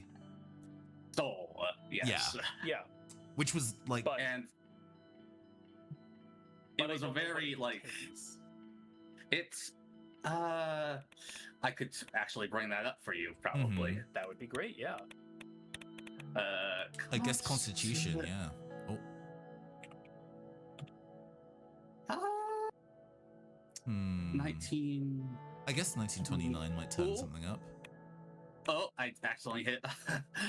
Oh, whoops. That's fine. Uh-oh. Okay, continue. I promise you, we will stop the recession in the. Oh, because you can hit one to quick do an answer. It's okay. Hey, we want to know. We will stop the recession and eliminate poverty. It's time for a united and powerful Swordland. Change now, not in the next decade or years today. Our capacity as a nation has never been greater. Shall we call for the unity of Swordland? I think our capacity is like showing how great of potential we can rise even further, right? Yeah, We I are think in given raw that we were potential. talking. Yeah, given that we were talking about our workers, our capable minds, I feel like. Oh, true. We're Continue to highlighting dig our up. talents.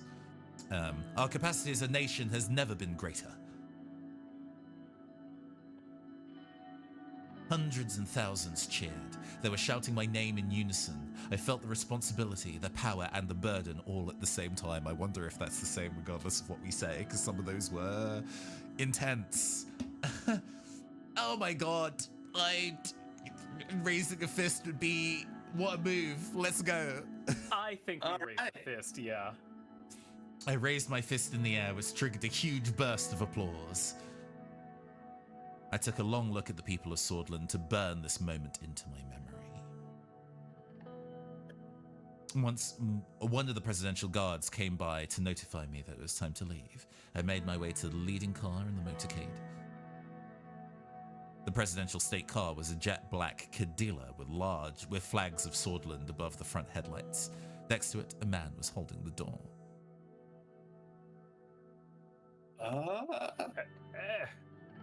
Hello, Mr. President. He has a bio too. Oh my Believe it or god, not. Serge Volkner. I still felt euphoric from the aftermath of my speech. Hearing my new title made me smile even more. The homie! Absolutely. If you'll allow me to introduce myself, I am Serge, your new driver. It's a pleasure. It's a pleasure. The pleasure is all but mine. He respectfully bowed his head before opening the car door and gesturing inside. I entered the car. We will be heading towards the palace. The motorcade began to move. On the way, Serge proceeded to explain his duties as a driver. I do sick burnouts. As minutes passed by, I found myself lost in thought again, barely paying attention to what he was saying. He suddenly gestured out of the window. Isn't it a beauty? The Maroon Palace. Ah yes, the White House. He was right. Sunlight glinted off the palace's many maroon-colored domes. It was so bright that I had to look away. Every time I look at it, I'm reminded of my duty to this nation. I think we gotta go with 2. Yes. Like 4 would be so heartbreaking to say to this man. God, the I think so, idea too. of giving that speech and then being like, man, who gives a shit? He flicks on the radio initial D music. Unite this, Mr. President, as we Euro dance. So do I, Serge. This is the beating heart of this nation, after all. Well said, Mr. President. The car drove past the majestic gates, continued uphill to the entrance, and stopped in front of the doors. Whatever, dog. Yeah, as we put on our sunglasses, Serge got out of the car and opened the door for me. Now dap me up, big man. He is. Have a great day, Mr. President. Amorna Westcore. He referred to the famous swordish phrase from the times of the Revolution, Amorgna Westcore, Vectern Sisda, which meant morning will come, victory is close. Vectern Sisda. Say it back to him. Oh, yeah. Or- Absolutely, I agree. You didn't say it back, he cries. I made my way upstairs through the extravagant corridors of the palace. Marble and engraved wooden finishes decorated the interior. My footsteps echoed in the colossal halls. The guards bowed their heads in respect as I opened the massive doors to my new office. With us now being in open map and us going for an hour 45, I think now might be a good time for a stretch break. Absolutely, I agree. The world has opened up before us, and we look out of our window and be like, I need to go take a piss. So, we'll go. Excuse me. We'll go have a stretch, everybody. Go get up, go get water, and we'll see you all in 5 minutes for more of this. See you in a second. Yeah. Okay, party people, we are back with more Suzerain. We have now. This is our first day as president, and we immediately look out of the White House to see a gigantic floating exclamation mark above the building. Oh my gosh, that's like, my god, the apocalypse type scenario. It's actually an Eldritch Horror War of the Worlds situation. I think this is actually technically your desk, interestingly enough. Oh, wow. That's cute. Very cute. And they have all these newspapers. Like, if you select the news, you can see different newspapers. Like, The Economist, I think, is always like just the largely about economy. business info. Pro market. The Holland Post tends to just state what happened. The Leviathan Times, I think, tends to be more free market oriented, if I remember right. Swordland Today, I don't remember. Radical tends to be very pro Marxist, or communist. And the Geopolitical hasn't released it because I'm like, those all seem like very respectable newspapers. I want to see what the rag is saying about us. Swordland Today is probably the one that's the most kind of like tabloidy. I think so. Are you ready so to... what is this? What is this screen? I know it's a guess, but like, I see a World of Warcraft quest. There's places we can click on. So the exclamation points are usually where you go to get new situations that you address about the country. Turns, you have government budget, we have 7, and personal wealth, which was actually dictated by the starting thing. If you were impoverished, I think you'll start with 1. If you were middle income, you have 2, and high income, I believe you have 3 or 4. There's also these little tidbits about each regional part, like a port of, you can read about this, but we're not going to because that is a lot, you know? I can see if you took the time to kind of read all of this information and gather that knowledge, you can make truly informed decisions. Just for time, we're probably going to be operating in a bit more of a kind of decisions made on vibes and impulse. But hey, there are definitely politicians that operate that way, so it's remaining true to life.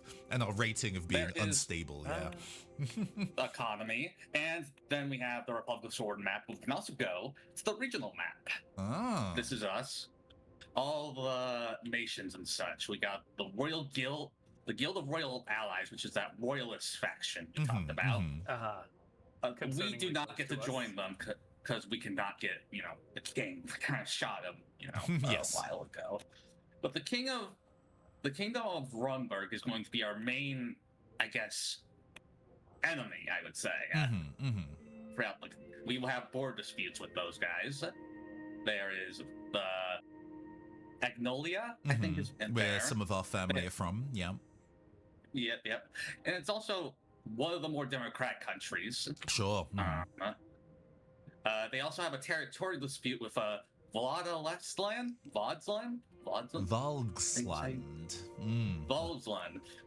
which with this island here. Sure. Yeah. Held, and we'll have to deal with that if we ever get to that. Valgsland. And that is like east. So you might get, if you do want to ally more to the east, you might struggle to recognize this claim. I see. There is Wilhelm, which you heard about their civil war earlier. Now they are under a bit of a terrible thing. They're under a bit of a dictatorship. There is the Republic of Lesbia, which is kind of the free market people of our region. And there's, of course, the broader groups that are outside of our region, like the organizations, and yeah. I guess I didn't really have to explain that, but you get what I mean. And yeah, I mean, you know, we may slowly get to have these introduced as various dignitaries and yes, ambassadors come to visit us and so on and so forth. But for now, let's go and see what our main quest marker is about. Yes. Do you want a briefing on the current political situation or a briefing on the current economic situation? Well, we're kind of here to stop the economy from shitting itself by degrees. Yeah, so. I think economic situation would be a good brief to get. I will say, just because we depict the recession thing does not mean we have to go. That was just kind of like. I mean, you know, I guess it's right. We're gonna be pulled 6 different ways because everybody needs help in different ways, but having a core focus as a place to start and radiating out from there makes sense to me. So let's get a briefing on the economic situation. All right. Oh, a bunch of people here. Simon Hall, who is new. Oh, I should show you the connections tab too. We got these are all the people in our cabinet. Yes. Our vice president and best friend, Heather, chief of staff Lucius Galland, the defense minister is actually the general guy who Yosef, yeah. Simon Hall is a new guy. The economy has said. Economic minister. Gus Manger, the agriculture. Yeah, we've met that guy. That was actually David Wesky, I believe, was actually our professor back in that time. That's right. So it's interesting that he's still around. Ciara. And he's the son of that first president. Yeah. Got executed by firing squad. So he's a bit sad about that, I should say. Ciara Wilder is going to teach us the 1-2 step. Absolutely. Education minister. She's actually probably your best ally in terms of being communist leaning. Sure. She actually reluctantly joined the party just because she was in a very similar situation to us, being kind of like, well, the current party isn't necessarily what I want, but if I'm going to be able to make some changes in there, I'm going to have to be there. Pascal? I don't really know much about him. I can't really. You're going to hate me for this, but to stabilize the budget, I'm getting ahead of myself. I won't say that. I understand. I understand where you may be going with that, but it makes sense that you're going to have to make some sacrifices somewhere. The interior minister. Now, imagine this lady is our Margaret Thatcher, and oh dear. Well, she's a Margaret Thatcher. Just so I can run my eyes over it. I was wondering what being an interior, a minister of interior means. She's in charge of the police. I see. And she's kind of a little bit of Angela Merkel, too. Oh, boy. But, yeah. And you're going to love Nina. She's... Yeah, she's she more looks so sad. Yeah. Politician and attorney. Yes. So squad. Absolutely.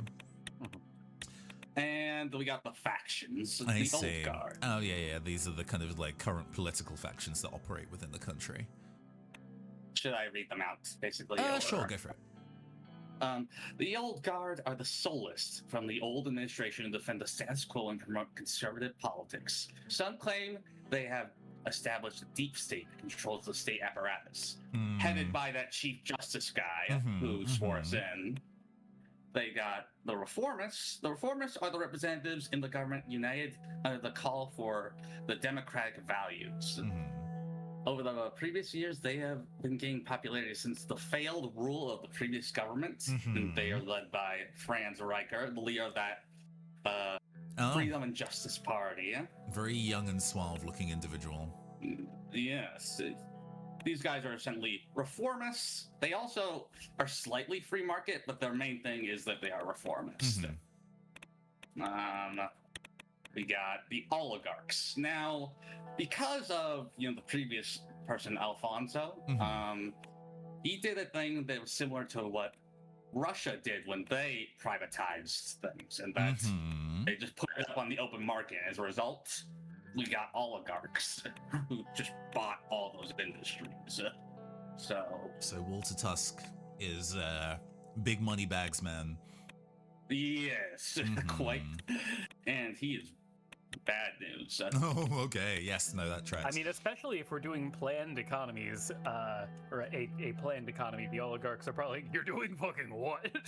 So, the oligarchs are the few powerful elites who control the majority of wealth in Solon. Their influence, both in and out of Solon, has been growing due to the privatization efforts in the past. Yeah. Yeah, I'm going to be straight up. I think something we could do is probably take all of their money, and that's worth. We'll see if we're given the option to. I'd be shocked if a redistribution of wealth was never an option. Oh sure, no, it'll come up, but who knows how soon, right?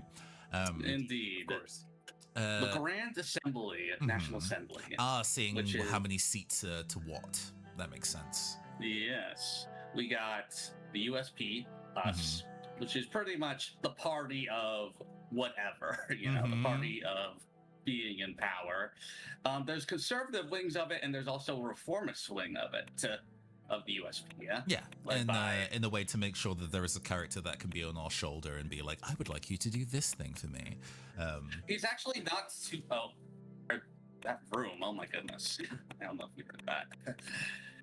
And these are the leaders of the other various parties. We won't dig into them now until maybe they show up on camera, as it were. Yeah. Yes, that's fair.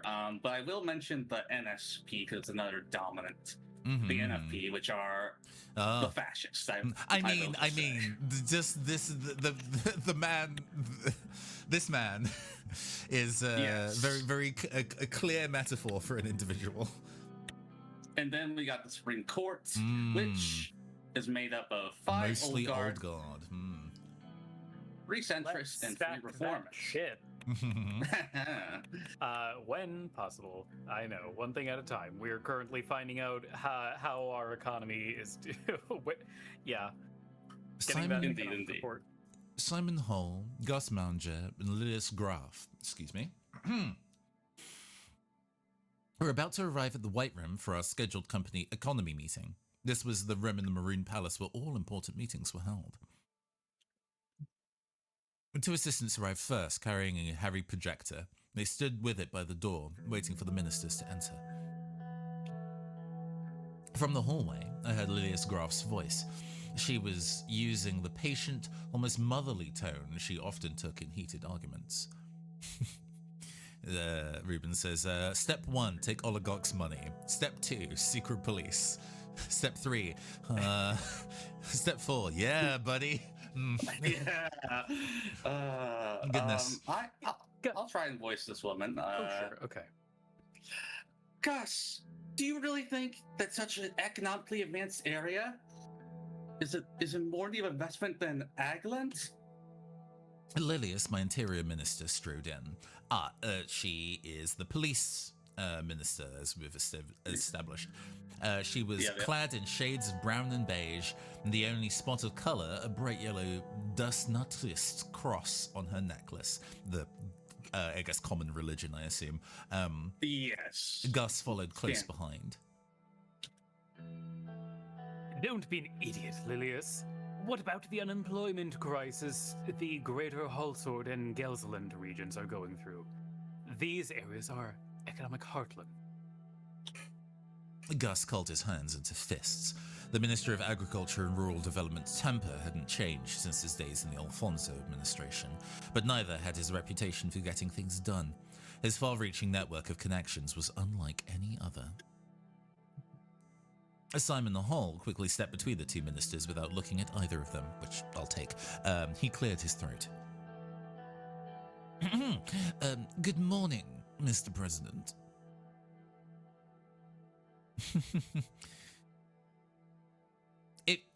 No, we'll ask.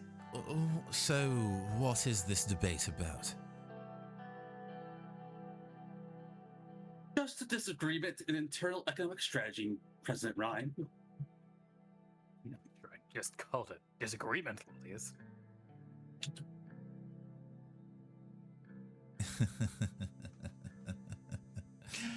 Could you enlighten me, Gus? Miss Graff seeks to focus our economic development in a region where we can't reap the financial benefits. Uh-huh. Business leaders are requesting better logistical links in order to contribute to the economy more. A wise idea. If your main agenda is to make money instead of developing the region and serving the people. Could you elaborate? Of course, the argument is simple. Agland is our weakest region, both in terms of economic and social support. Same. We should support the city of Avery and its respected mayor. How impartial can you really be? Simon was observing the argument. And your thoughts, Simon? Well, I have to say that I agree with both of them. Agneland is in need of investment, and we can improve Greater Holsword and Geistland. I want to avoid this topic now, since we will talk about it in the future. I'd rather first fully brief you on our current economic situation. Simon pulled pulled an entire sink out of his pocket. Wow. Simon pulled a silk handkerchief out of his pocket and briefly wiped his glasses. And my staff and I have comprehensively analysed every aspect of... It was interrupted by a groan from one of the assistants by the door, both of whom were now visibly struggling to hold up the heavy projector. Oh, you can put that there. He pointed below the painting of the president's soul. The assistants placed the assistants placed the projector next to the table and installed a white screen on the wall. Leave now. I mean, thank you, and please, leave now. The assistants left the cabinet room. I was reminded that Simon had never quite had a way with people, but his facility with numbers had made him the most sought-after economic specialist in Swordland. That's not how I'd normally see the word facility used, but I suppose so. I guess it applies, yeah. Mm-hmm. Simon started looking for his slides. He always carried documentation around with him. I was like, I wonder if this game will attempt to be funny. Because it doesn't have to, but interesting. We'll wait. Lilius leaned to the table and spoke. Simon, what happened to the new police station construction in Elstord? While going through his briefcase, he paused for a moment to answer. It got stalled due to a government property boundary issue. I've been meaning to look at it. I can take a look at that one. Elstord needs all the security help it can get. Sure. More time for me to spend on my analyses. I'm sure you love spending time with your analyses. His eyes glittered when he finally found the slides he was looking for.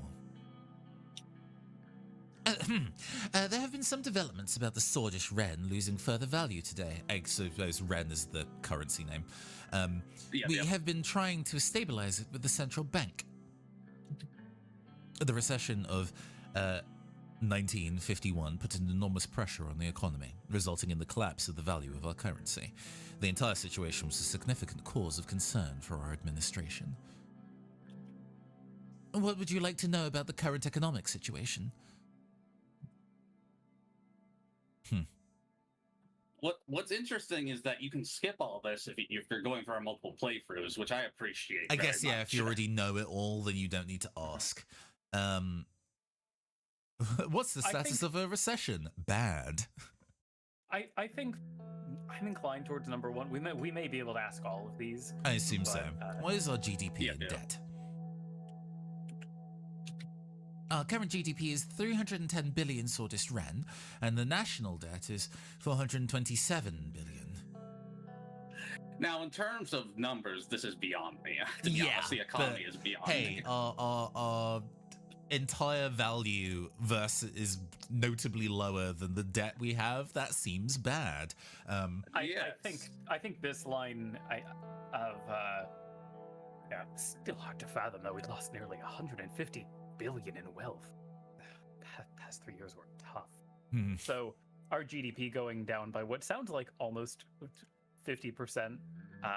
It is worth keeping in mind that national debt is not really treated the same as it's not the same as like a personal debt. Sure. But right. Still. Let's see. Oh, we get to ask the other things. What's our unemployment and inflation rate? Unemployment has skyrocketed and is now at a staggering 16%, and the inflation is at a relative high of 10%. That does sound pretty bad. 16% unemployment is very high. Indeed, double digits. Unemployment is increasing crime and drug use. We need to get people off the streets. The inflation isn't helping our average citizen either. And what's the status of the recession? The economy has been in the recession of about -6% in the past year. The average GDP has dropped from the REN, 15,454 per capita to 10,359 REN from 1951 to now. The administration's success depends on our ability to stop the recession. The sooner we reach our GDP growth, the better. The price stabilité. Well, I have all the information needed. Let's move on to the economic strategy. Simon scattered the paper stack in front of him in an orderly manner and took a final look at his notes before clearing his throat. As you can see, the situation is alarming, but not everything is negative. The extensive privatization program of Alfonso and key foreign direct investments left us a large budget surplus, which we can use to stabilize the crisis. The primary subject we need to settle on is what general path we will take in our term. Solonomics-based nationalization happened during the 30s, and Alfonso's privatization began during the end of the 40s. What will our administration focus on? Well, given we said we were going to do a planned economy, and one of our main promises was to promote a planned economy to stop the recession. To be frank, I still don't think this was a good idea. Whatever, nerd. we shouldn't go back to Solonomics. It is the reason for the recession. Self-sufficiency will help us in tough times. Simon ignored the statement. Oh, and this is our response to this, huh? Yeah, because these are open questions. Economic systems without regulation are bound to fail. The third one isn't a question, it's just a statement. And I True. guess the first one is also just a statement. So I think... This is an actual response, not information gathering.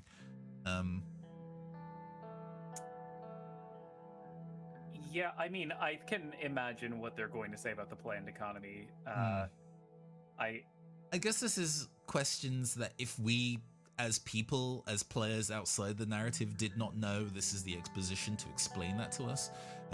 Maybe. That could be. Part of me is wondering if this is going to... I'm thinking this may affect how these cabinet members look at us. Yes. And how they feel I think being things. firm about our belief of wanting to be on a planned economy, so like economic systems without regulation, are bound to fail. Yeah. Going with one then? Yeah. Obviously, there is some regulation in all of the existing systems, otherwise it would be anarchy. Nobody wants a chaotic society. From taxes to the standard of goods, there are many elements that regulate all aspects of this system. But is it enough? I doubt it. If we can manage to plan more aspects of the economy, our chances of success would increase with a talented team like ours. Dick writing, don't do that. The structural problems of the Solonomics were going to lead to a recession according to the predictions at the time anyway. Either way, if we pick one of the doctrines, we retain the option to make economic choices on a case-by-case basis, so we can pivot if it turns out that it's not working. Exactly. Mhm. That is, however, not recommended in my point of view. The last thing we need is a chaotic economic plan. Yeah, finally something we can both agree on, Lilius. And Yeah, I mean, it'd am- be the worst case scenario being like, okay, I was wrong, we have to change it, but at least the option is there. Yes. This feels like no half measures. If we wobble on this, then it's going to make us look bad, and it's also just going to mean that our economy is incoherent. Exactly, yes. Oh, there's another important factor which has direct impact on our economy. Superpowers. We might have won the election, but I'm still against aligning ourselves with the superpowers. Economically speaking, we aren't as tied to the United Cortana as we are to our case here, so a decision to align with the East is much more difficult to accomplish. The communists, you know, And Soviet Arcasia Union, is the other option that we decided not to join. Cool flag, though. Yeah, I believe they're stand-in. Dwight Walker, I believe, is a stand-in for quite the guy. He is kind of a Nixon-like character. With those like that, I'm jowls, not shocked. absolutely.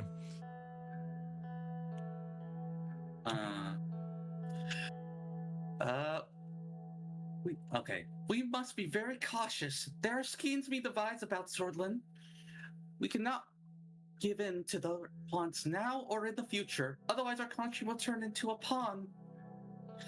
I want you to reconsider your promise to align with United Cortana. No. No. I think,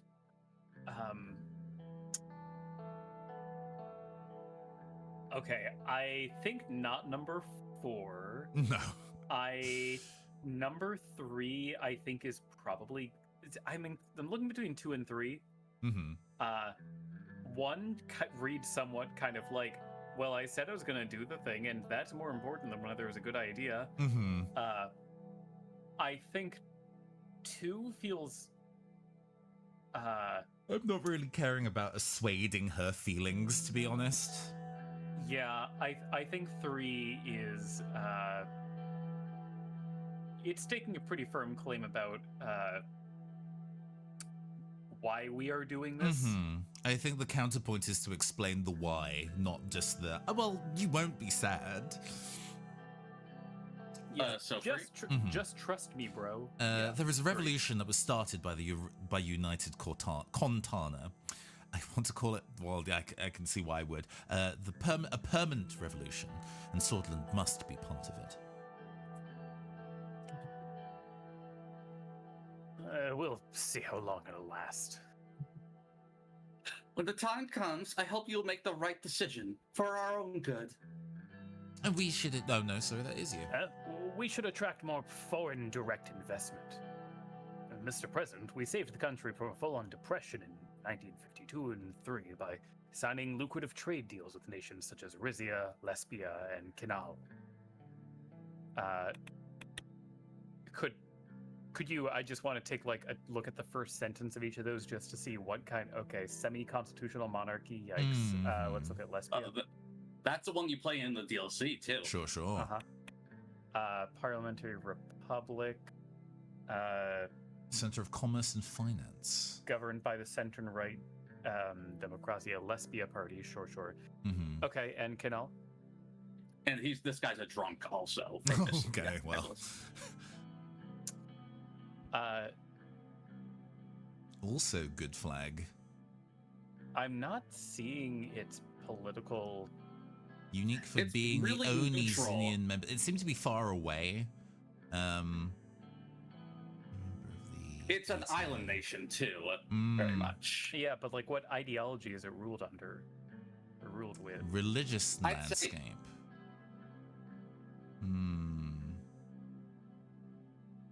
Maybe it's back at the top. Unitary Parliamentary Republic.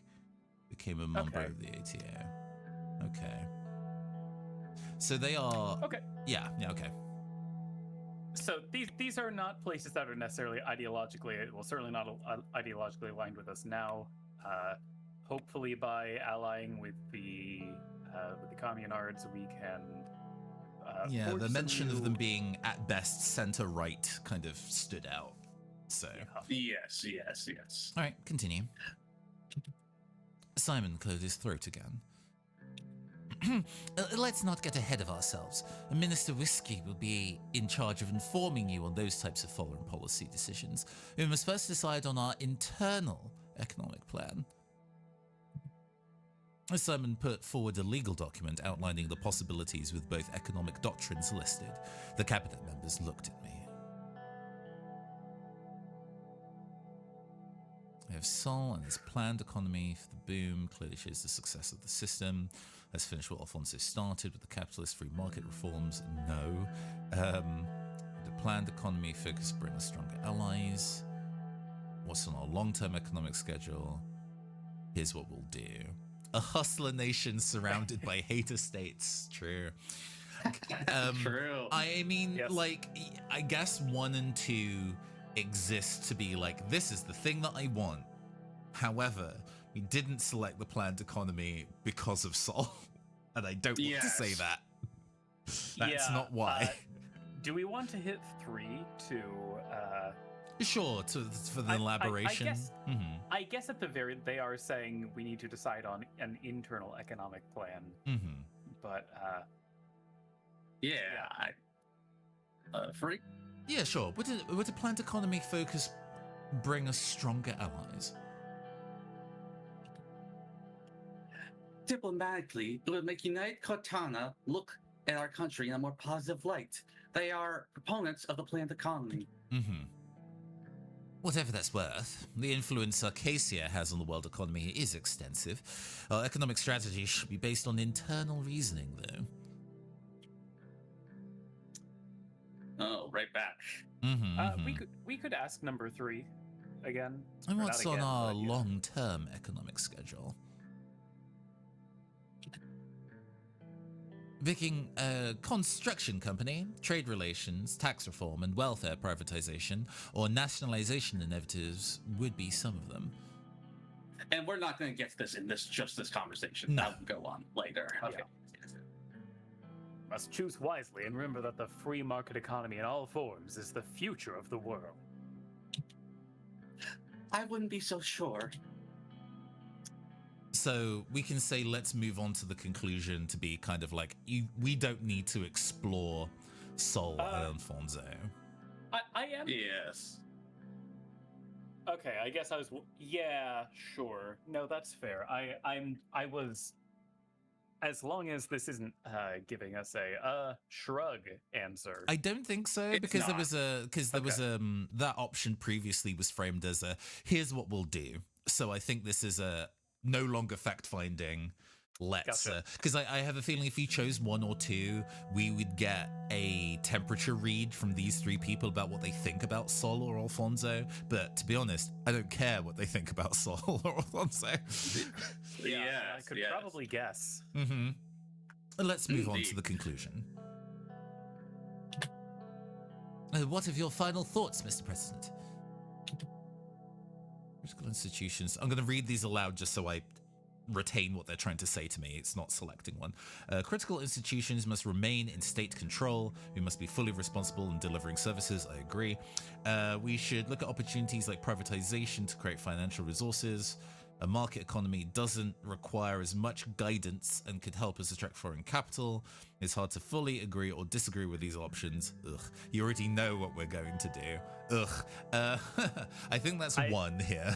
I think number 1 is the only consistent answer for us. Indeed. All Critical right. institutions must remain in state control. We must be fully responsible in delivering services. A market economy doesn't mean privatization of every single institution, but either way, you make the choices. So, what will our general economic plan promote? A planned economy, as we promised. All right. I'm not sure if we made the right Not sure sorry, if we- mhm. Sure if we made the right decision here. Gus looked worried. Now that there is clarity on which direction we're heading, they will work on a good plan accordingly. Oh, have either of you played like the Shin Megami Tensei games? Not Persona, No. but like the old school ones? I have not. Sure. But they're all JRPGs, but largely they are a discussion around whether the powers that the main character wields will direct the location that they're in towards order or chaos, or towards law or chaos. Not necessarily good or evil, very specifically not good or evil. I And they see. will, like and they different... will, they will introduce to you two characters that are alongside you for the entirety of the journey that tend to be the mouthpieces for those two ideologies. And I have a feeling Gus and Lilius will be the kind of like those two functions here, and Simon being like, well, I'm just here to do the thing that you tell me to do. Exactly, yeah. This concludes our meeting. Although Simon does seem to have a pro-free market view himself, I will say. At our next gathering, we will talk about the upcoming infrastructure investment plan. Now that the economic direction was decided upon, the ministers dispersed for lunch at the Maroon Palace. Policies updated. Oh yeah, I forgot to show you this. Policies. So we have compulsory military service under military policies. Do you want? I'm not. Oh, we don't need to kind of read them through. I think that the titles tend to kind of carry. And of course, you can see like. And these red are the means bad. So is it kind of like oh, these are the negative things that are happening in regards to these? Okay, not necessarily how pressing they are. And yellow things are like not necessarily good or bad, they just are. Things that you have in that active. And green is, yeah, these are just good things that are happening. So everything currently in the situations, court backlog, yeah. These were largely mentioned before in terms of the circumstances. And yes, all of our things are in the red. We have no greens for economy. Our economy sucks. Yes. As does our welfare. Dear. Okay, good urban institutions, sure. Police, corruption. Walden, yeah. And diplomacy. We have actually pretty good diplomacy, all things considered. We have a pretty good diplomacy, all things considered. Yes. Expansionism is pretty concerning as a red one, but yes, they are. Yes, indeed. That's the like I said. Yeah, we had the option to. Oh my god, yeah, we had the option to ally with them when we had early questions, and we're like, no, thanks. So yeah. Yes. I will also say that if you want to read the law thing, it does talk about the Constitution a little more. Oh, Constitutional sure. Amendment. Assembly and court. The Bloodish Freedom Party is banned. The Bloodish, rather, party is banned, which is the party for that minority group I mentioned that mostly are in this area, who are the stand-ins for, I'd say, Kurdish people, but not one-to-one. Presidential decrees, which are a little unpopular. Honorary membership means that people like Sol has been granted, no matter what, he is a member of the House. Of course, he's established that for himself, fucker. Yes. And presidential... so the court can just be like, oh my god, this guy sucks so bad. We can, yeah, that makes sense. But some people actually want it to be both the court and the, legislature. Immunity of justices for that. Article 6 and 7. Article 6 of the Sword identifies all citizens as swords, irrespective of their ethnicities or culture. Article 7 states that every sword is equal before the law, implying equal rights and responsibilities for all citizens. There's a special zone for Burgundia, which means that the region is essentially doesn't get elections. It's run as a kind of a military guy. Mhm, Sol mhm. appointed the guy in charge of it because he believes the Buds are going to, create their own state. I Bloods, see, rather. and is trying to suppress that in the way that he deems fit. Ruben describing Sol as fuck-ass Sol on his dumb shit island. True, yes. And as we have seen before, unlimited terms. Uh-huh. That needs to go. I don't even care if it means that I have to end my run. That can't be how we Yes. operate. An election threshold of 10%. According to Article 50 of the new Constitution, a political party needs a minimum of 10% of the total national vote to win seats in the Grand National Assembly. The votes of the parties who pass the threshold are redistributed proportionally. Okay. Mhm. So if your party gets less than 10%, you Just don't not get represented at represented. all. That makes sense. Which, honestly, I think we could lower that. 10% is by a steep one. And then the president may veto bills. We might want to have an override there, potentially. There's lots of, I guess, different levers that we can pull from the information here. Oh, this is new, actually. Ah. Interesting. I guess we have Right. the latter half of the meetings that we need to attend, huh? Indeed. We The have political briefing on the current. situation. Yes. Now, who wants to voice Peter? I don't know what voice to give him. Is my problem. Oh, sure. He's our best friend. He's our best Sure. friend. Ruben gently suggesting from chat that, hey man, he's already back. He's always backing us up from the rear, you know.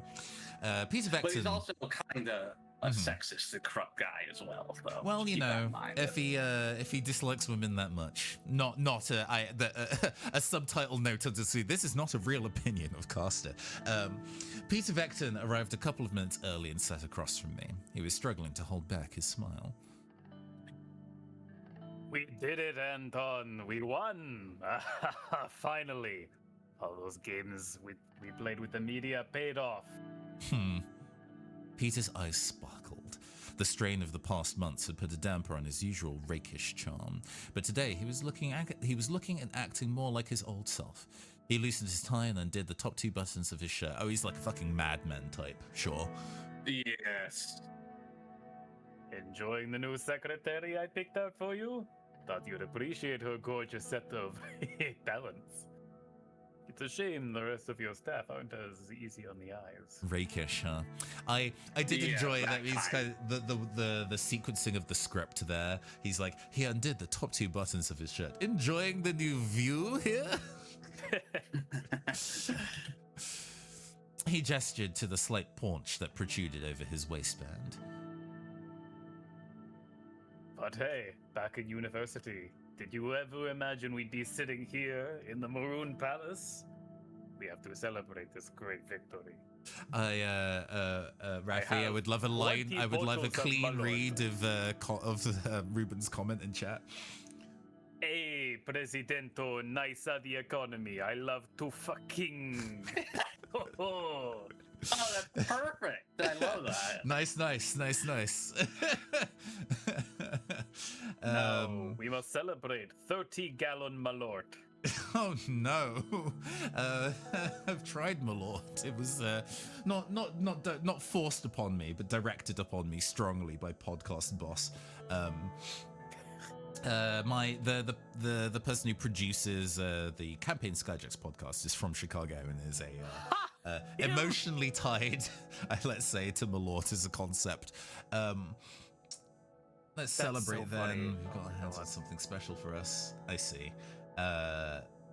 Oh, that's what you meant. Oh, we will celebrate the inaugural ball. Just hang in there. This is not the time to celebrate. We have work to do. Let's be straight-laced. I don't care if Peter would be mad at me that I'm here to do fucking work. I think I'm a little worried that poisoning him against us could backfire, so I'm a little inclined at least towards 2 rather than 3. Oh, sure. We will celebrate at the inaugural ball. Just hang in there until the evening. There we go. Looking forward to it. Evelyn hopes to congratulate you in person there. Evelyn? I guess his that's wife. yeah. Good to know. It's been some time since the last time I saw her. I'm sure the kids would love to see their Uncle Peter for the first time as vice president. Oh, that's cute. That's cute. Yeah. Oh, I'm like sure that the one. kids would love to see their Uncle Peter for the first time as the vice president. That is great to hear. It's crazy how fast the two have grown up. You are a good father. Peter had a wistful look in his eyes. He and Evelyn had never been able to have kids of their own. During our campaign, the opposition had floated the rumor that he'd fathered illegitimate children during his wilder years, but it had never been substantiated. He's a bit of an exercise in PR, I can tell. The door swung open and Lucien Gallard, my chief strategist. So, Lucien is one of the Elite Four members in Gen 4, like Diamond and Pearl. And I'm pretty sure in Platinum, like his ace mon is a Gallade. And I'm like, huh. Notable figures or just politics. He is kind of a guy who's focused on winning elections, not a whole lot else. He'll say, well, think of the election and think how this looks, not because it actually looks bad and is bad, but because... Think of the optics of the thing that you're doing. Yeah. Yes. And paired against Peter, I can immediately see what the tutorial of these two personalities are supposed to be like. Yes. The door swung open and Lucien Gallade, which I'll pronounce it that way now. My chief strategist walked in. He was a compact man with sharp, bird-like features. After briefly surveying the room from wall to wall, he sat down, poured a glass of water, and opened his briefcase in a series of quick, graceful movements. I guess I'll voice. Yeah, please. Lucien. What should I give him? Give me a smooth, patient voice.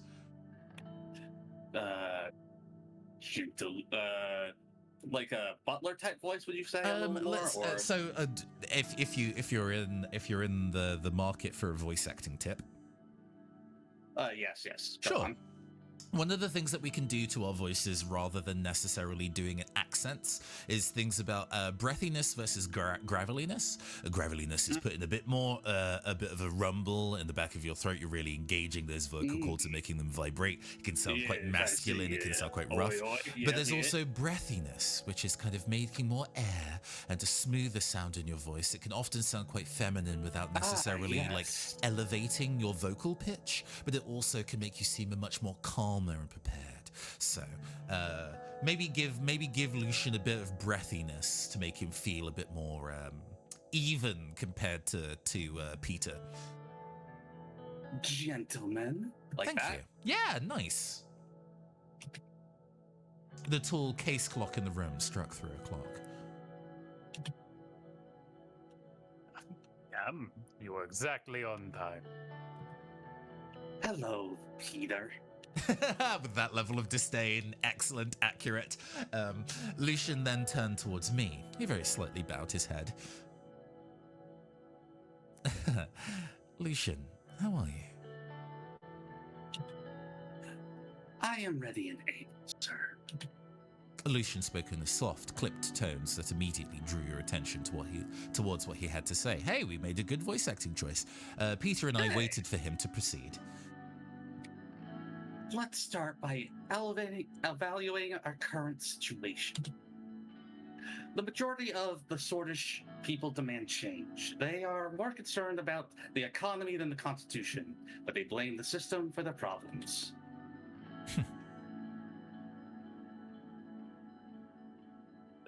People are losing their trust in our democracy. Why do you think radicals like Bernard Circus are becoming more popular? Look at this fucking guy. His head like lima bean. So here's the thing: if your party does actually get votes, you are represented, but you're represented as an independent in the legislature as well. I was at that bit. And this guy is a part of the Communist Party, and he's a poet, novelist, short story writer, and communist politician. He's actually the person inspired by the person who the initial quotes that was said at the beginning of the game actually wrote something a Turkish poet and communist, wrote that. He also has a sick Yeah. flow, which I hope to hear him spit when we see him next. He is member Yes, of yeah. Liquid Swords.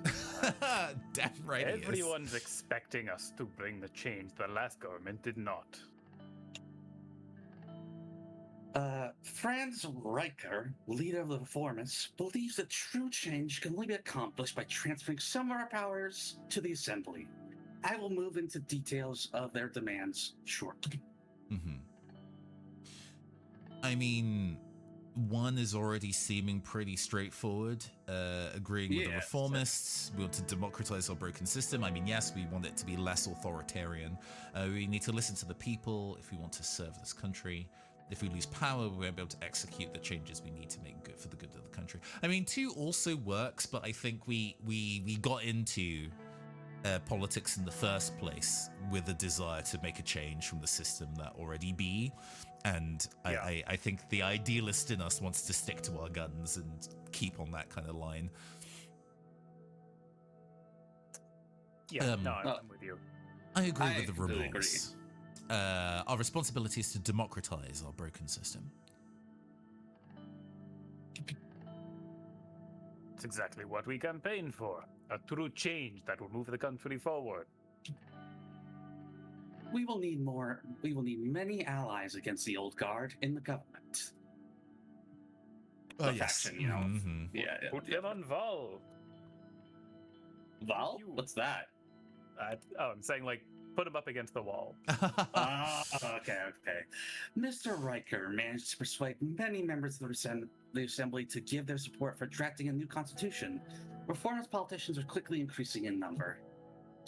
While the reformist wing inside our party is still a minority, they could have a tripartisan majority in the Assembly, especially if they unite under Franz Riker. Yes, the smooth guy. So we're kind of concerned about the fact that if we don't make enough friends, they'll band together and force us out that way. Exactly. The USP reformists aren't wrong to agree that we need change, but we should be in charge. Mr. Richter could be a potential ally in our goal to maintain a majority. Our party must fall in line with our position. I mean, I guess, well, I guess my thought is that if we are also championing this sense of progress, then we're kind of eating his lunch. So it's just a matter of which one expresses that the best. I certainly don't think it's number 3. I am inclined to say number 2 looks like, rather than making him an opponent, make him an ally. Yeah, it feels like if he's already been in power with this political approach, there's lots that we could learn from him, Not so arrogant to be like, this is our first time in office and we already know better than somebody who's been forwarding this political ideology for years. So, sure. I guess it looks bad to say that a politician has more to learn from other people, but come on. Mr. Richter could be a potential ally in our goal to maintain a majority in the Assembly.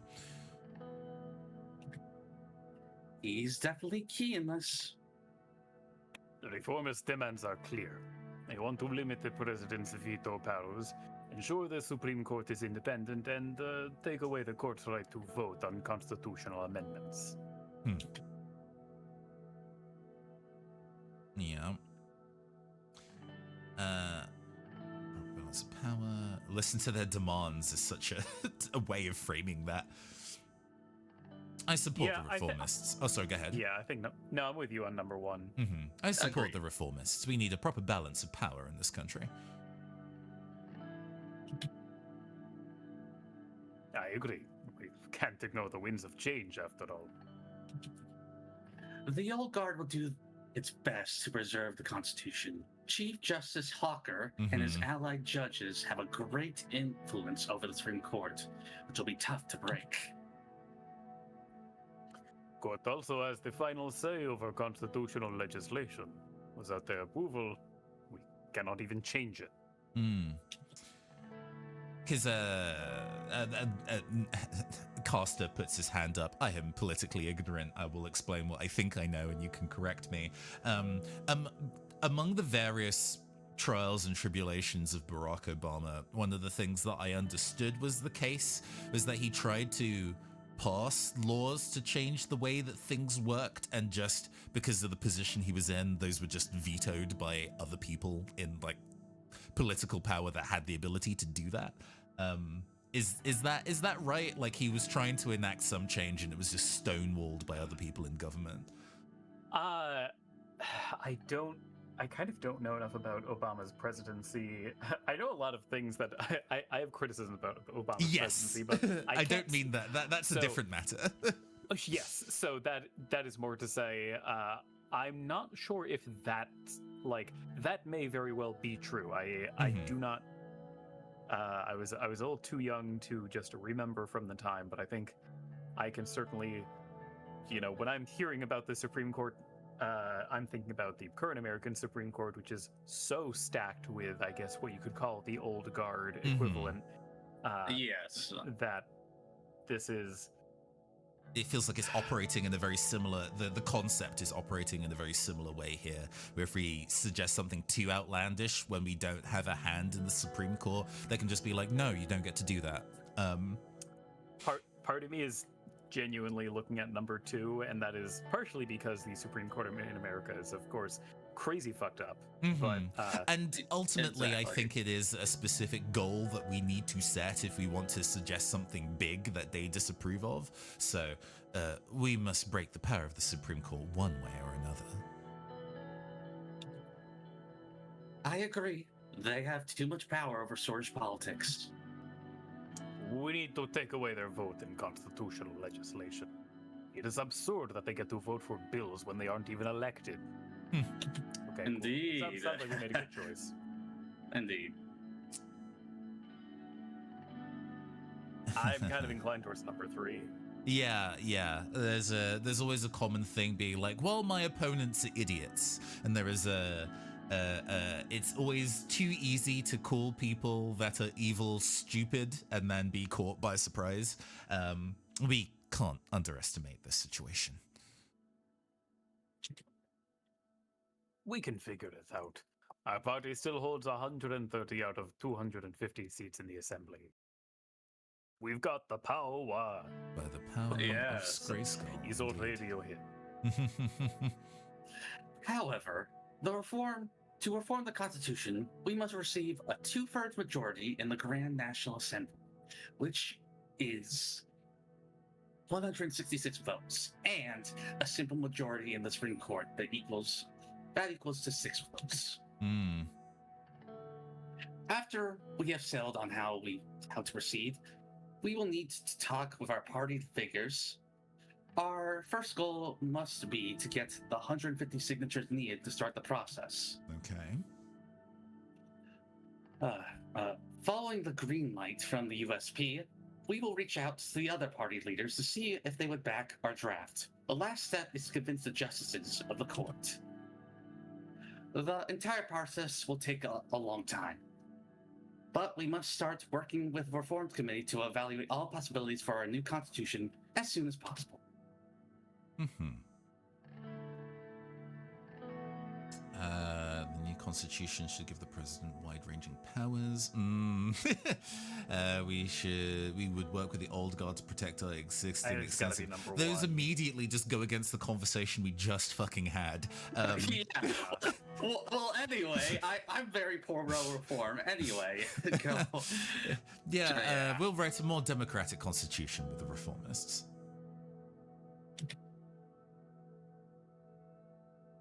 That's what we've been preparing for internally.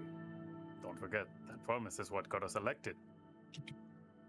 The key thing here will be the strengthening the power of the assembly, which we already lead with the majority.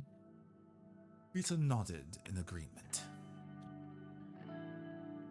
Yes, the divisions of power need to be rebalanced for a better Swordland. According to the internal draft we made with the reformists, there are 2 changes to the Constitution that are not open for their discussion. Lucian opened his dossier.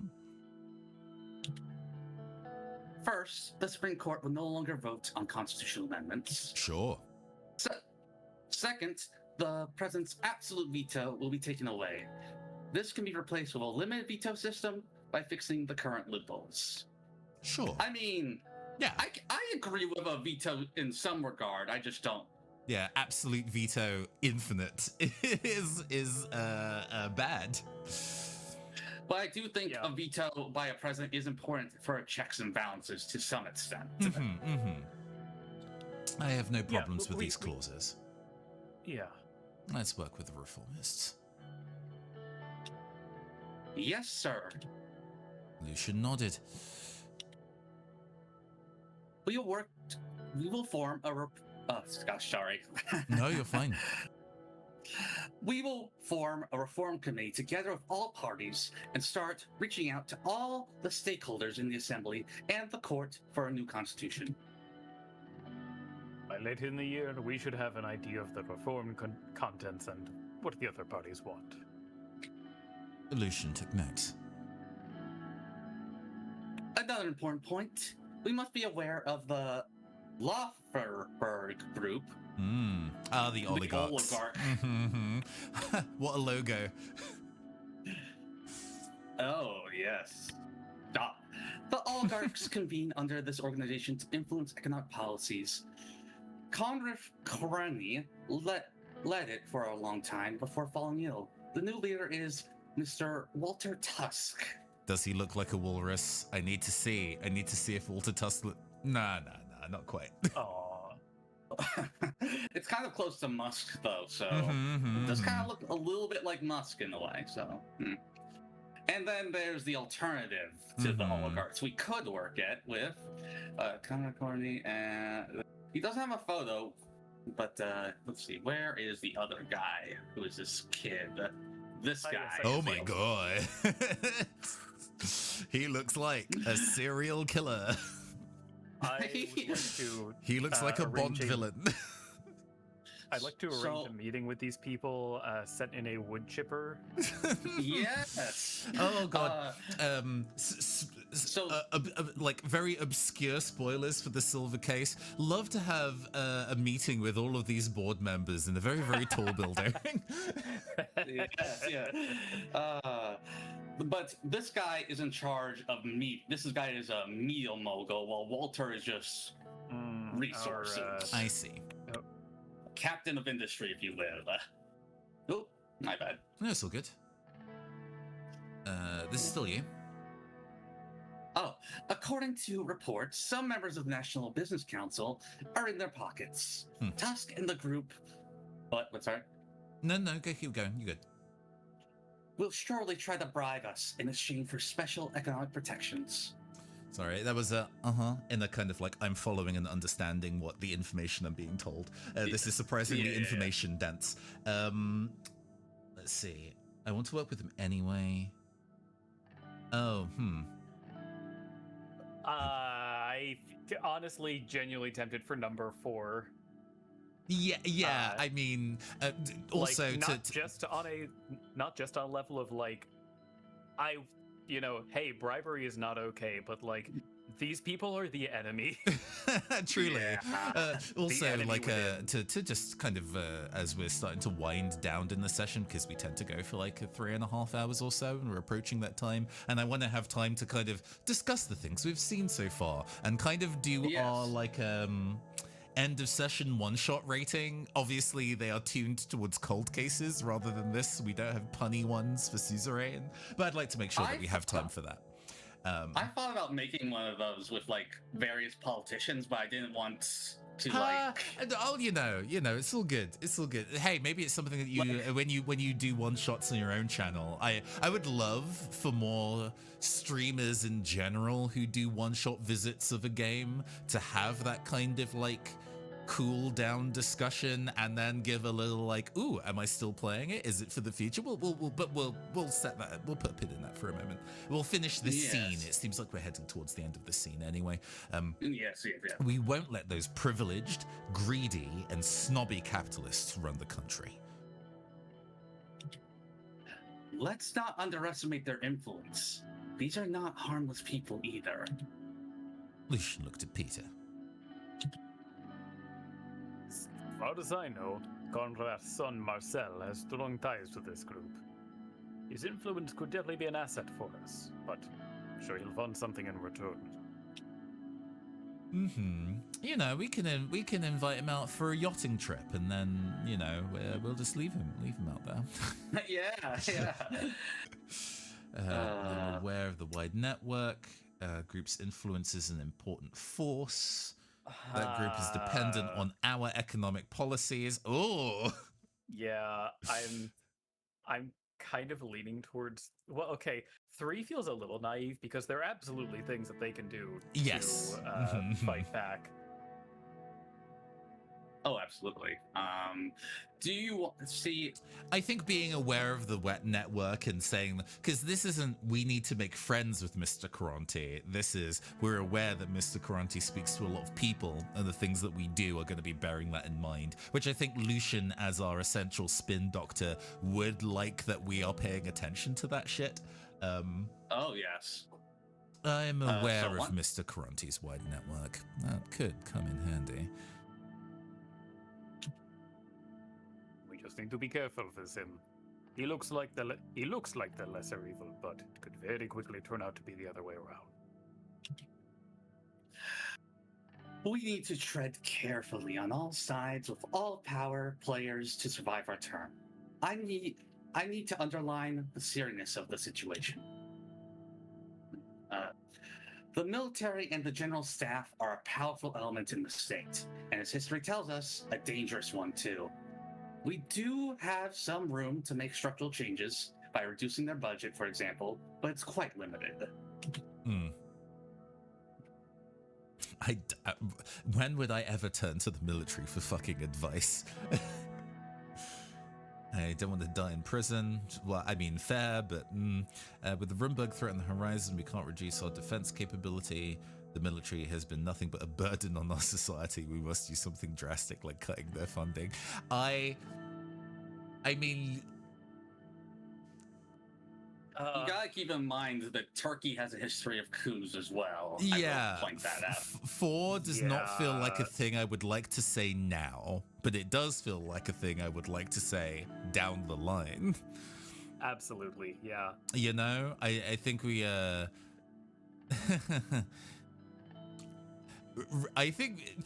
don't think it's depending. Words. 2 feels like something that is very dependent on tone. Is that said with like, oh, I don't want to die, or I don't want to go out like a punk, like Arthur did? 2 different things. But I am more inclined for 2. Yes, I agree. Yeah, I'll join you on that. Yeah, I don't want to die in prison just like Arthur-esque whiskey did. None of us want to live through the 1927 scenario again. Defense Minister Josef Lysa is more loyal to us compared to General Kreuger. That looks like a Kruger. A fact that obviously can change with our actions. Either way, I see a potential rift between the two, since they are clearly of different minds. So they're both involved in our military, but have very different feelings about how to operate. Well, one's more of an old school military man, the other one wants to modernize the military, but both are firmly military men at the end of the day. Yeah. Oh, Rafi? And they would... Oh, sorry. If we act strongly against the military, both of these guys will unite against us. I agree with Lucian. We need to tread carefully here. Exactly. Lucian looked at his watch. Well then, gentlemen, precisely 30 minutes. Ugh, I like Lucian.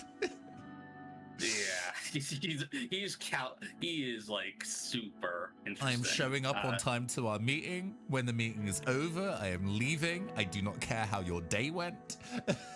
Love this man. I am just precise. This concludes our political briefing for today. Our next meeting will be about our media strategy. Talk to you soon, sir. I will be in touch. See you both at the next meeting. Lucian and Peter bid their farewells and left. A mysterious amount of smoke was rising far away on the horizon. Oh boy. Well, now we have a reform committee. shall we? Is this where we are stopping for the day? Yes, I think so. So we can have some.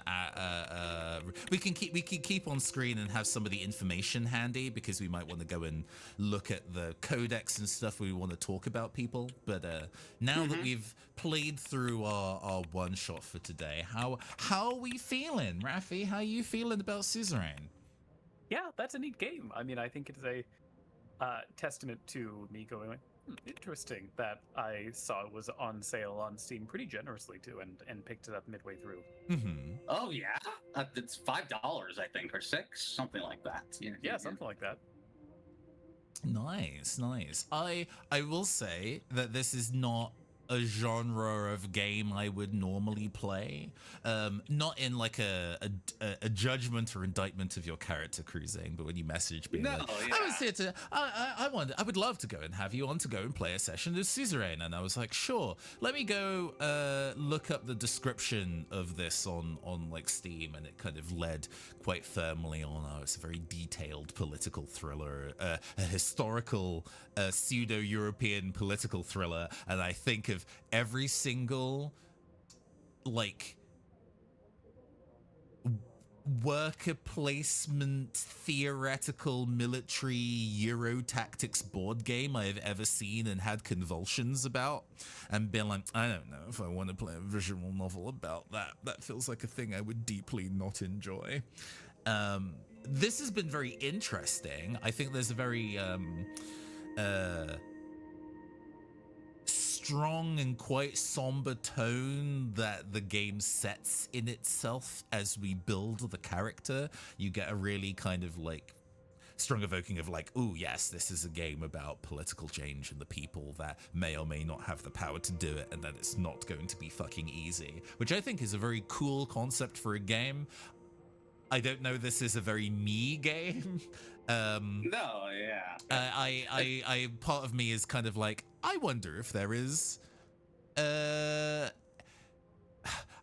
like political commentary. I like political satire more than I do necessarily a straight up and down affair. There's definitely some bits and pieces of this that are satirical. We're seeing some of these character portraits and it's kind of obvious what kind of people that they represent. Is it going to be like funny, or is it going to be like haha is interesting? But I think it makes a very strong case for itself and what it wants to be from the jump, for sure. I will also say that I'm good to be back. Like, this is also an excuse for me to play the game again, which feels good. And I'm loving this music. I need to say that as well. It's got a very chill. It's a surprisingly chill energy underneath all of the dialogue, which makes it an easy read. And it's like focus beats to make political decisions to. But because I was expecting like, yes, it's this version of the track has a little bit of a military drumbeat underneath it to give it the air of the tension in the scene, like if it was a political prestige drama on Amazon or something. I also will say, dang it, I forgot what I was gonna say. Oh well. No, you won't. You talked a little bit, Cruising, about how you played the opening politics of your character when you played the first time round was notably different. I would say mine was more free market, and I ended up actually allying you. I will say that if you go your direction, I will say that you won't be allying anyone in the oligarchs, but there are factions within the oligarch group, like the Tusk guy versus the media mogul guy. Who I tended to ally with the media mogul guy because I found that the media was more useful, and you can actually make it tip the balance in his favor by doing stuff.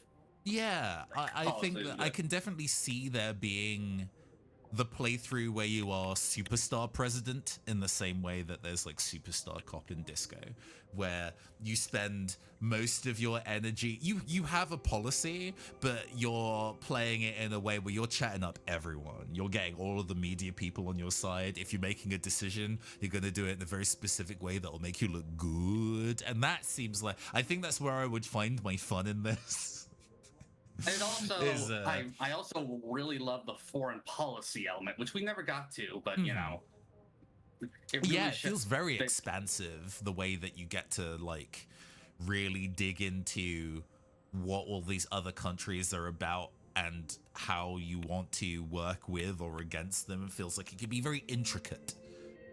There are countries here you'll never see in the main game that you can read about, but they are in the DLC, this one. And this one basically is theocratic republic like Iran, which is interesting, I think. And there is the people I talked about here, Wilhelm, who have a dictator guy who I'd say is inspired by Saddam Hussein, believe it or not. Sure, yes. He is the worst, just the worst.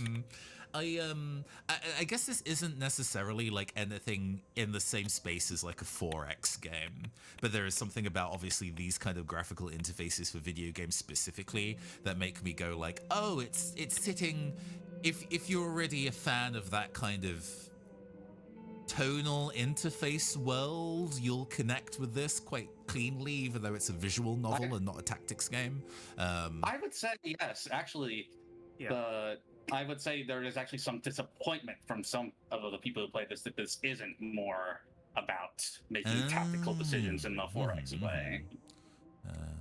Which, Ruben says, in my playthrough, I had to deal with a war scenario. Foreign policy can really escalate things. True. Like, I'm sure there could be a lot of drama as you're like really trying to pick your way around the tension of somebody being like, hey, if you say the wrong thing now, that's it.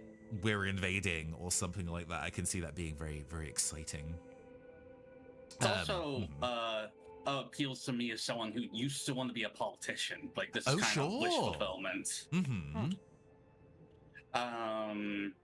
Very wish fulfillment. So that's no, absolutely. Hey, you know, better this style of wish fulfillment than many video games are built around wish fulfillment in one way or another. Gacha games too are a wish fulfillment of another kind. Indeed. To bring us towards our conclusion. Generally at the end of I'm gonna this will work without it being layered incorrectly.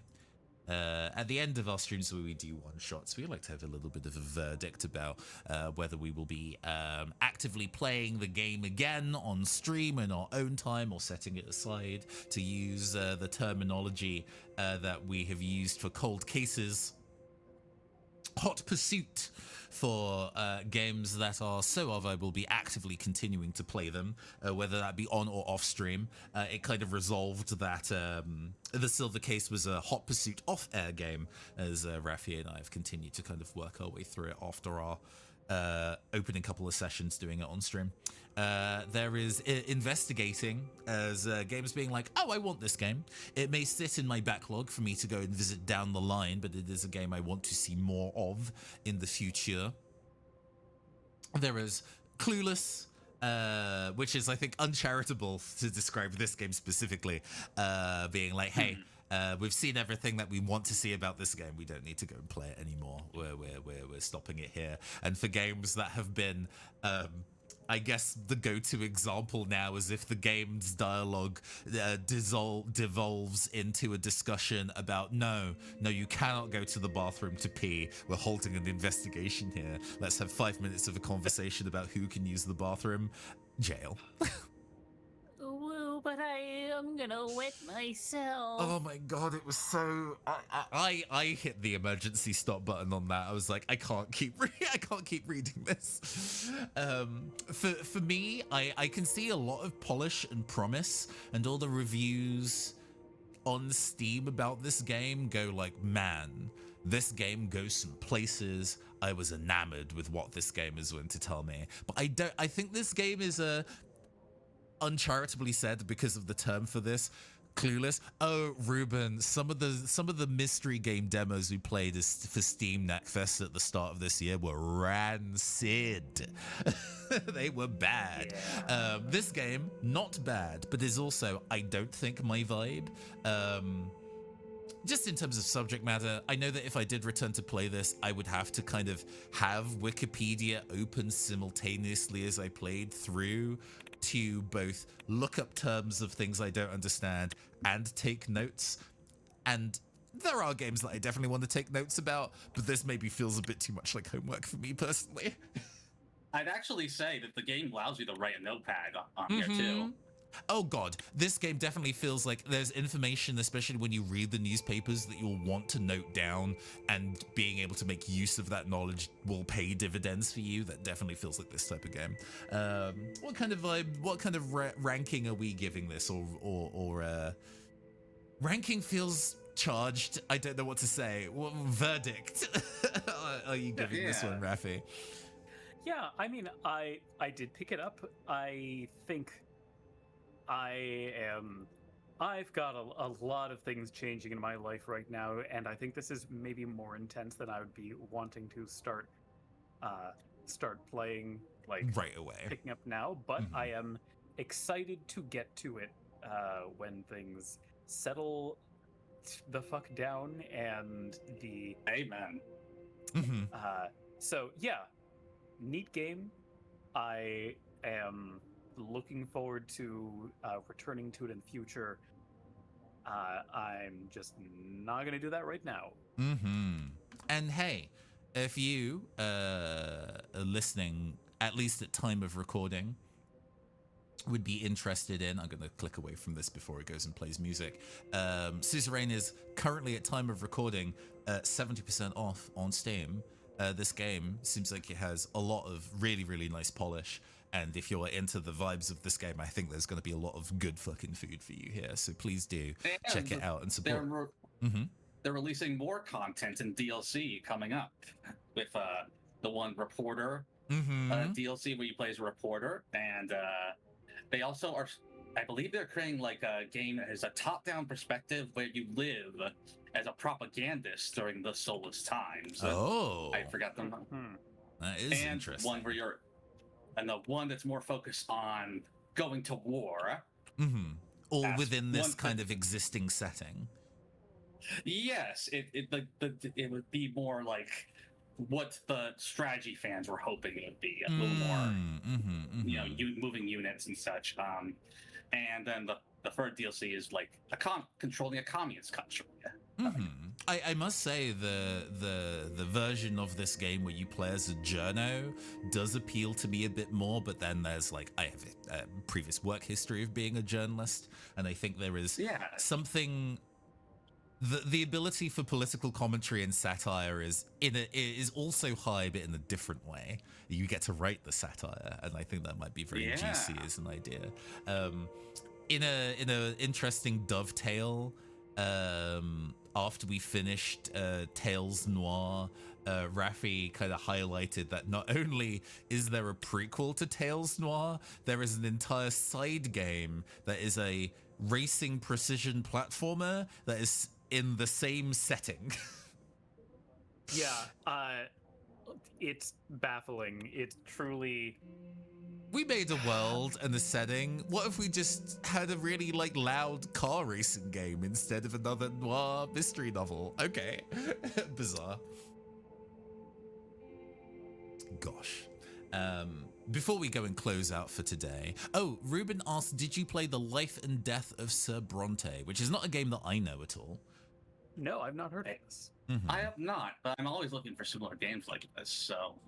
I will say, for those who are interested in games like this, I would recommend taking a look at The Campaign Trail, which I believe is just a web game that has, I'm under the impression, it has tons of mods, and generally it's a choose your own adventure game about trying to win generally trying to win an election. Mm-hmm. And so it's generally focusing on alternate history, but there are people have made scenarios for, like, I think there's a My Little Pony one out. Custom scenarios in it. That's clever. And there's if you really want to go old school, there is a DOS game called Hidden Agenda, where the idea is that it is set during Earth, or not during Earth, on Earth during the Cold War, but you are playing a fictional, I think, like, Central American country called Chimerica. Oh. It's kind of similar and actually quite related energy to this, except it's on frickin' DOS, but that also means that you can just go on the Internet Archive and play it, like, online straight there. It's been like a decade since I touched it, but I found it quite interesting at the time. Yeah, it's there's always an ongoing discussion about video games that are about things, capital A, capital T, and sometimes it's metaphor and sometimes it's in direct discussion. We continue to be in an environment now where is the game a ball and gun game or is it political? It feels like the weird circle jerk discourse of what video games are at the moment, so that there are contemporarily released games that are, oh no, this game is political in ways more literal and direct than you could possibly ever imagine, is actually very funny to me, and I do appreciate that exists. Looking it up, Ruben, do you mean The Life and Suffering of Sir Bronte is what kind of came up? But these kind of I guess narrative focused political thrillers is definitely an interesting genre unto itself. It is. I would love to delve more into it myself. Hey, and actually, if the folks who are 90% of the letters right, hey, you're good. For those who are listening to this now, and for those who are listening to this in the future on YouTube, this will be mirrored to YouTube. You can follow it at the Neon Caster also on YouTube. Cruising, where can you be found? When can you be found? Question mark. If people want to go and find out more about the stuff that you do, where should they go and do that shit? I I just kind of go live on twitch.tv/cruisingvt. I also post on Blue Sky, mostly just funny things to help me, and gifs and stuff, and post little art gifs of my friends, and I just promote my streams mostly though on that Blue Sky account. Hell yeah! I actually I want to stream this game, but it is the subject matter to me makes it. I don't know if I'd stream this game too well myself, so I'm in kind of a similar situation. Hey, I think I love this game, but I don't think I could stream it well. You know. I think we're in a position where, because I was saying earlier, the kind of like, if fucking Northern Lion streamed this game, I'm sure he definitely has, how to put it, the capacity to go and make an interesting playthrough, but he would be spending the rest of his career having to fight the allegations that the choices that he made in the game for drama would be reflecting of his own personal politics. But at the scale that we exist at, I think that is a lot less likely. Also, there's something to be said for having a little footnote, a visual asset on the stream layout being like, the options that I am choosing here do not represent my own political opinions. Leave me the fuck alone. Yes, I got you. And if I may say, oh, go ahead. Oh no, go for it. So here's the 2 days I usually stream. I usually stream Monday for a series I call Monday's Museum Tour, which is a day we try to differentiate from the other days I stream, even though it's like usually just 2 days a week lately. By having a game that's a little less violent, less gory, less shooty bang bang, type stuff. And that one is I usually play a game. Lately we've been playing Fire Emblem Three Houses, but we play a lot of different other JRPGs and sometimes a visual novel or two on that series.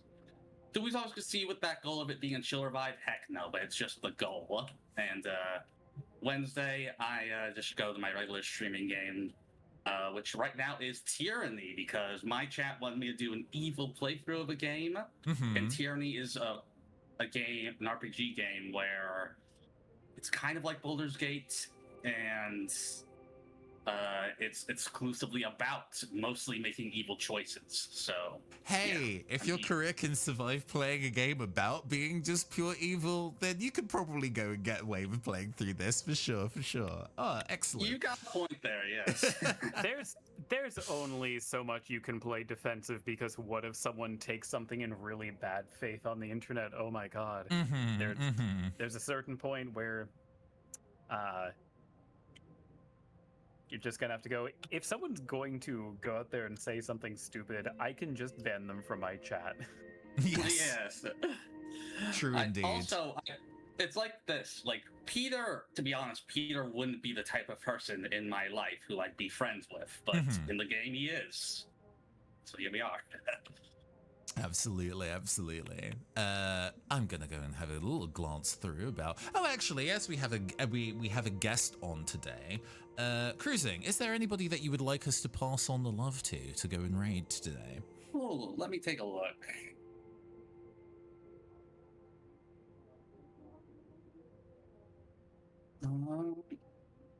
No one in particular in mind, unfortunately.